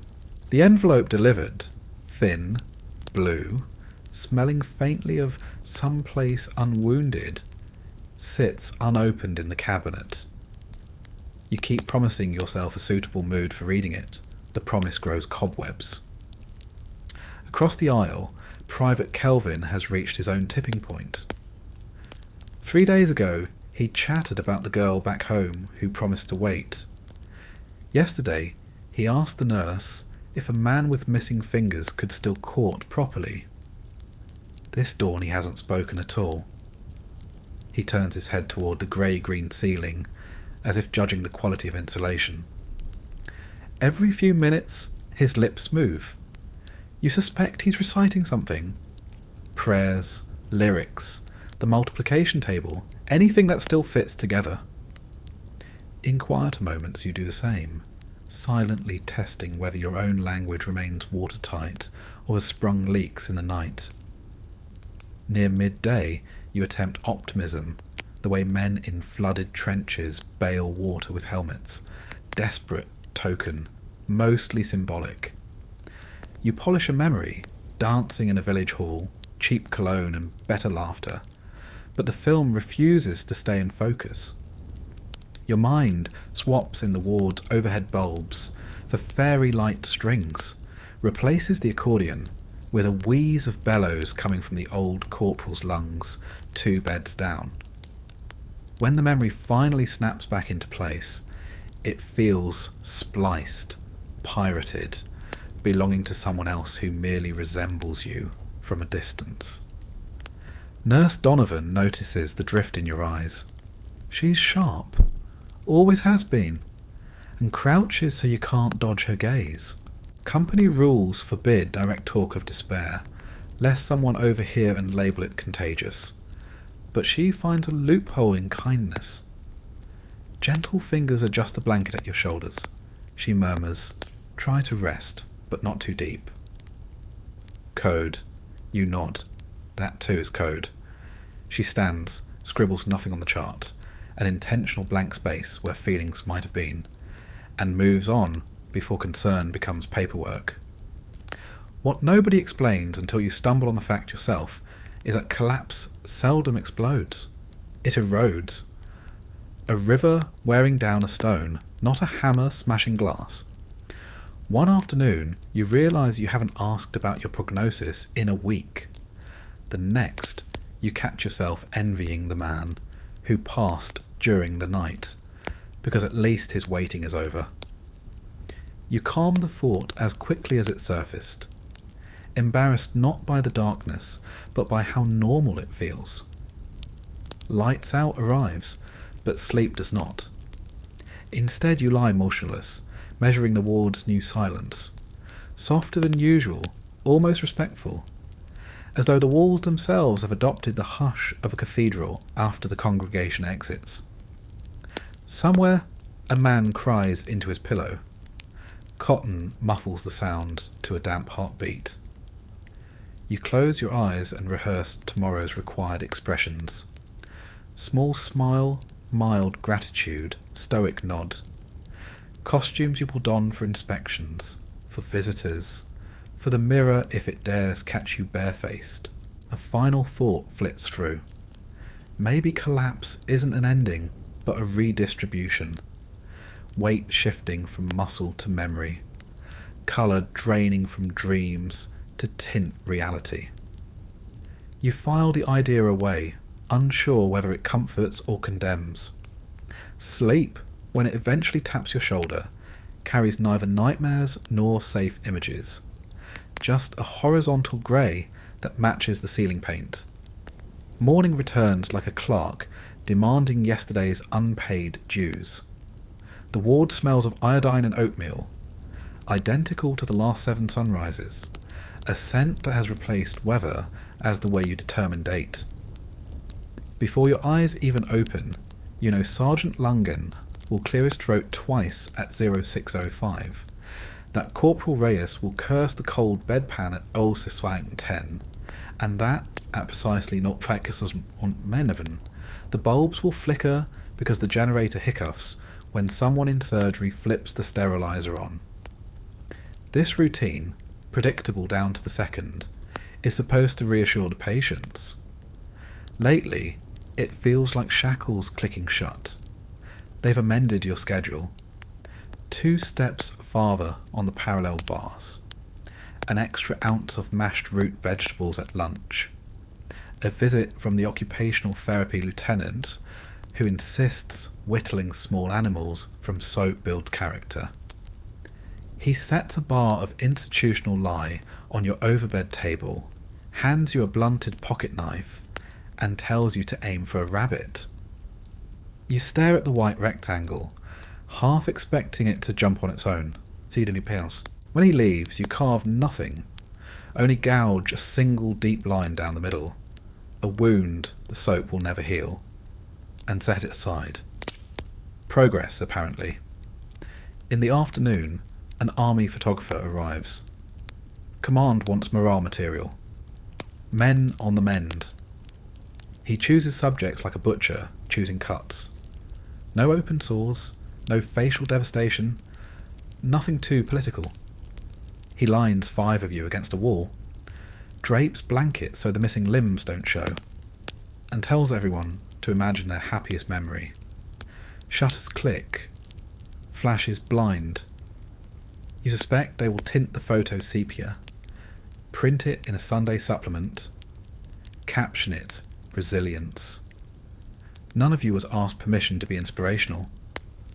Your collapse is no longer silent, it hums. Electrical, low, a vibration in the ribs. It makes food taste of chalk. It makes conversation echo inside your skull long after the words stop. When visitors speak of after the war, you feel seasick, because the phrase implies future tense, and you've lost the map of tense entirely. Everything is present continuous, hurting, breathing, waiting. That evening, you're permitted outside in a wheelchair, 20 minutes under a sky-bruised violet. For the first 5, you relish open air. At minute 6, you notice how the breeze strokes the scar on your thigh, like a cat finding weak flesh. By minute 10, each gust feels intimate in a way you didn't consent to. You ask to go back inside. The orderly complies, whistling a tune you once loved. Now it sounds like a drill hitting bone. In bed, you re-examine the soap bar. The single carved trench reminds you of the slit surgeons made for drainage tubes. You decide to finish the rabbit, not for therapy, out of spite. The blade glides. Flakes pile on the sheet like snow that no season ordered. Sections break, ears snap, proportions skew. When you're done, the creature is unrecognisable. Half hair, half pale scar. An effigy of almost. You leave it on the tray. In the morning it will smell of disinfectant, because everything in this place eventually does. Nurse Donovan returns with evening medication. She notices the carving, tilts her head, then pockets it wordlessly. Gesture reads, "You tried. That's plenty." She checks your pulse, finds it raising. You wait for questions. None come. She knows elevated heart rate can be a sign of infection or panic. She assumes panic and gently cracks the window to give the fear somewhere to leave. When the ward lights dim, shadows bloom on the ceiling. Hand-shaped, long-fingered, writing stories in silhouette. You know it's just the branches of the oak outside, but knowledge and belief no longer overlap. The shapes remind you of the men who didn't make it past field surgery, reaching still. You whisper their names once, twice, until syllables lose friction and drift apart like ash. You decide, around 0300, that tomorrow you'll open that untouched letter. But dawn arrives and the envelope feels heavier than your strength. You postpone again, telling yourself the handwriting might bring good news you're not ready to host. Secretly, you dread it contains no news, just distant politeness from a life already adjusting to your absence. Before breakfast, the chaplain pays a surprise visit. He doesn't ask to pray. He sets a chessboard on your lap. You don't know the rules. He says that's fine. Plenty of battles are fought by men who never saw the map. Together you move pieces randomly. Pawns advance. Bishops slip sideways. And after 10 minutes, the chaplain declares checkmate, smiling as though logic ever touched this game. When he leaves, you realise the board has only kings left, trapped in corners, immobile. You close the lid. Collapse is not the bottom. It's the plateau beneath the bottom where sound stops, where even nightmares are too exhausted to show. You wait there, listening to your own pulse echo like footsteps in an empty station, wondering which train is yours and whether you'd board if it came. Days blend, not metaphorically, chemically, like liquids poured into one container, until colours merge into an unremarkable brown. The calendar above the nurse's desk insists it's Wednesday. You suspect Wednesday is a fiction invented to pad the week between morphine allotments. They bring a mirror during morning rounds. "Time to see the progress," says a junior doctor, whose voice cracks on the word progress. You raise the glass, and there you are, a topography of sutures, yellowing bruises, skin puckered like dried fruit. The reflection doesn't shock. Shock requires a baseline. You note clinically that the eyebrow scar resembles a coastal map. The jawline slopes differently. The eyes, unfamiliar, yet distinctly yours, as though your face reluctantly hosts a stranger. Later, 2 volunteers stage a sing-along. They strum guitars out of tune, warble through a popular song about home and roses.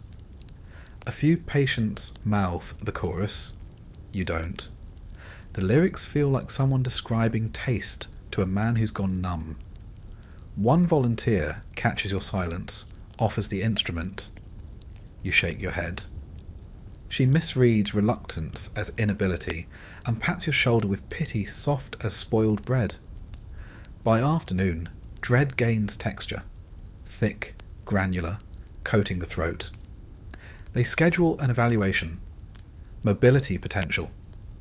3 men in stiff uniforms watch you shuffle between rails as though auditioning for a role no one wants.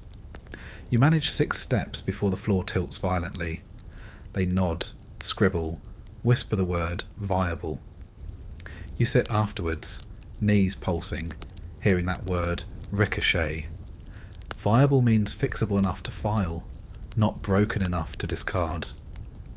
You wonder whether it should comfort or indict.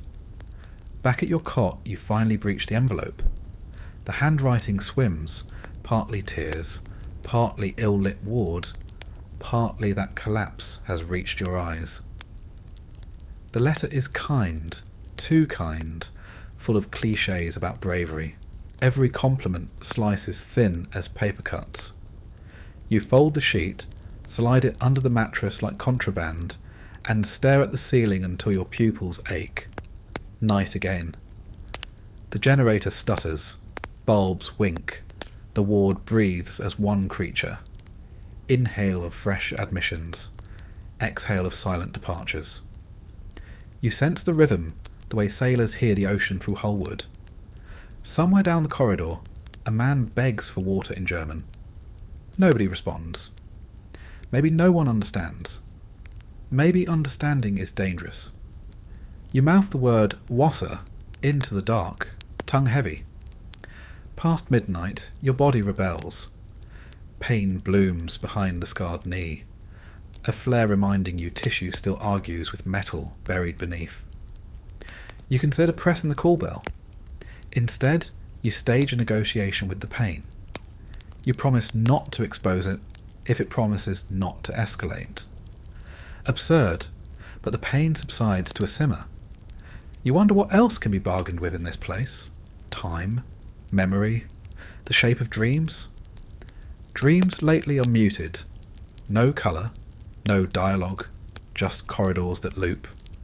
You wake unstartled yet exhausted, as if walking their length taxes muscles real therapy hasn't named.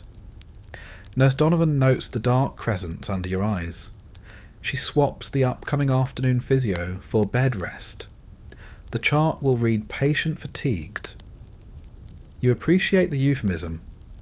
Collapsing in slow motion would take too much ink. Around lunch, you overhear two doctors debating discharge quotas. One argues the bed turnover is too slow.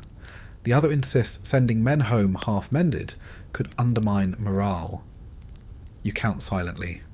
1, 2, 3 patients from your row already gone, either graduated or vanished into quiet wards. The beds refill like potholes. In war, vacancy has no tenure. By evening, the emotional collapse feels complete. Not a crater, but a flat plain where desire, fear, and hope lie pressed like fossils. You do not weep. Tears require an updraft of feeling. You do not rage. Rage is a luxury of energy. You simply inventory what remains. Breath, heartbeat, a faint longing for untasted fruit, and a curiosity, gentle, eerie, about what tomorrow's collapse will revise. Lights dim. You close your eyes. In the hush, a new resolve whispers, so faint you almost miss it. If I must be someone else when this ends, let him at least remember my name. And for the first time in weeks, the thought lands. Not like a pebble in a dry well, but like a seed. Tiny, fragile, possibly useless, but undeniably alive. You exhale, hold the silence like water cupped in shaking hands, and wait for whatever faint root might reach downward come dawn. The ward is quiet now, not just silent, still. The kind of stillness that doesn't wait for anything, that doesn't ask or expect or end. It simply is. A tray is left untouched near your cot. The broth went cold an hour ago. No one says anything. No one needs to. Even the nurses walk softer now. Not because you're sleeping, but because they're afraid to break the spell that's settled over this end of the hallway. Somewhere outside, there's wind. Not the loud kind, the old kind. The kind that moves curtains barely enough to be noticed, like breath against skin, like memory shifting in its seat. In the bed across from you, someone exhales deeply, not dramatically, just finally. A letting go so honest it hushes the lights. There's a smell tonight, soap, iodine and something underneath. You can't name it, you're not supposed to. It's not a scent, it's a season. A feeling that something has ended, even if you don't know what. You think about your limbs, not in fear, not even with curiosity, just as facts, like weather reports. This part bends, this part doesn't, this part used to. You're still here, but the you part feels softer around the edges, less outline, more suggestion, like someone drew you in pencil and forgot to ink the borders. Somewhere else in the building, a door closes, soft, final. It doesn't echo. They'll sweep the floors tomorrow, wipe the counters, change the linens, and someone new will sleep where you are now. Not because you left, but because time never notices who stays. You think of home, but not as a place, as a colour, a warmth without origin. You try to recall the sound of a stove being lit, the creak of a floorboard, a laugh you once heard through a closed door and felt jealous of. It's enough. You let the memory rest beside you like an old dog at the foot of a bed. The night nurse passes. Her steps are deliberate, her clipboard silent. She pauses by your cot, doesn't check your pulse, doesn't even look. She knows. Whatever you're fighting isn't something she can chart. She keeps walking. The lights dim again, not by switch, but by sleep. Even the electricity seems to understand the hour. And somewhere, in a pocket of the universe reserved for men like you, men who are broken, bandaged, and believed in just enough to be called whole again, something folds. Not a collapse, a surrender, the kind that doesn't signal defeat. Just the end of a shift. You don't dream. There's no scene, no characters, no metaphor. Just warmth, a floating. The sound of your own breath. Slower now. Softer. The ceiling disappears. The cot becomes cloud. And the ward, for a moment, for you, ceases to exist.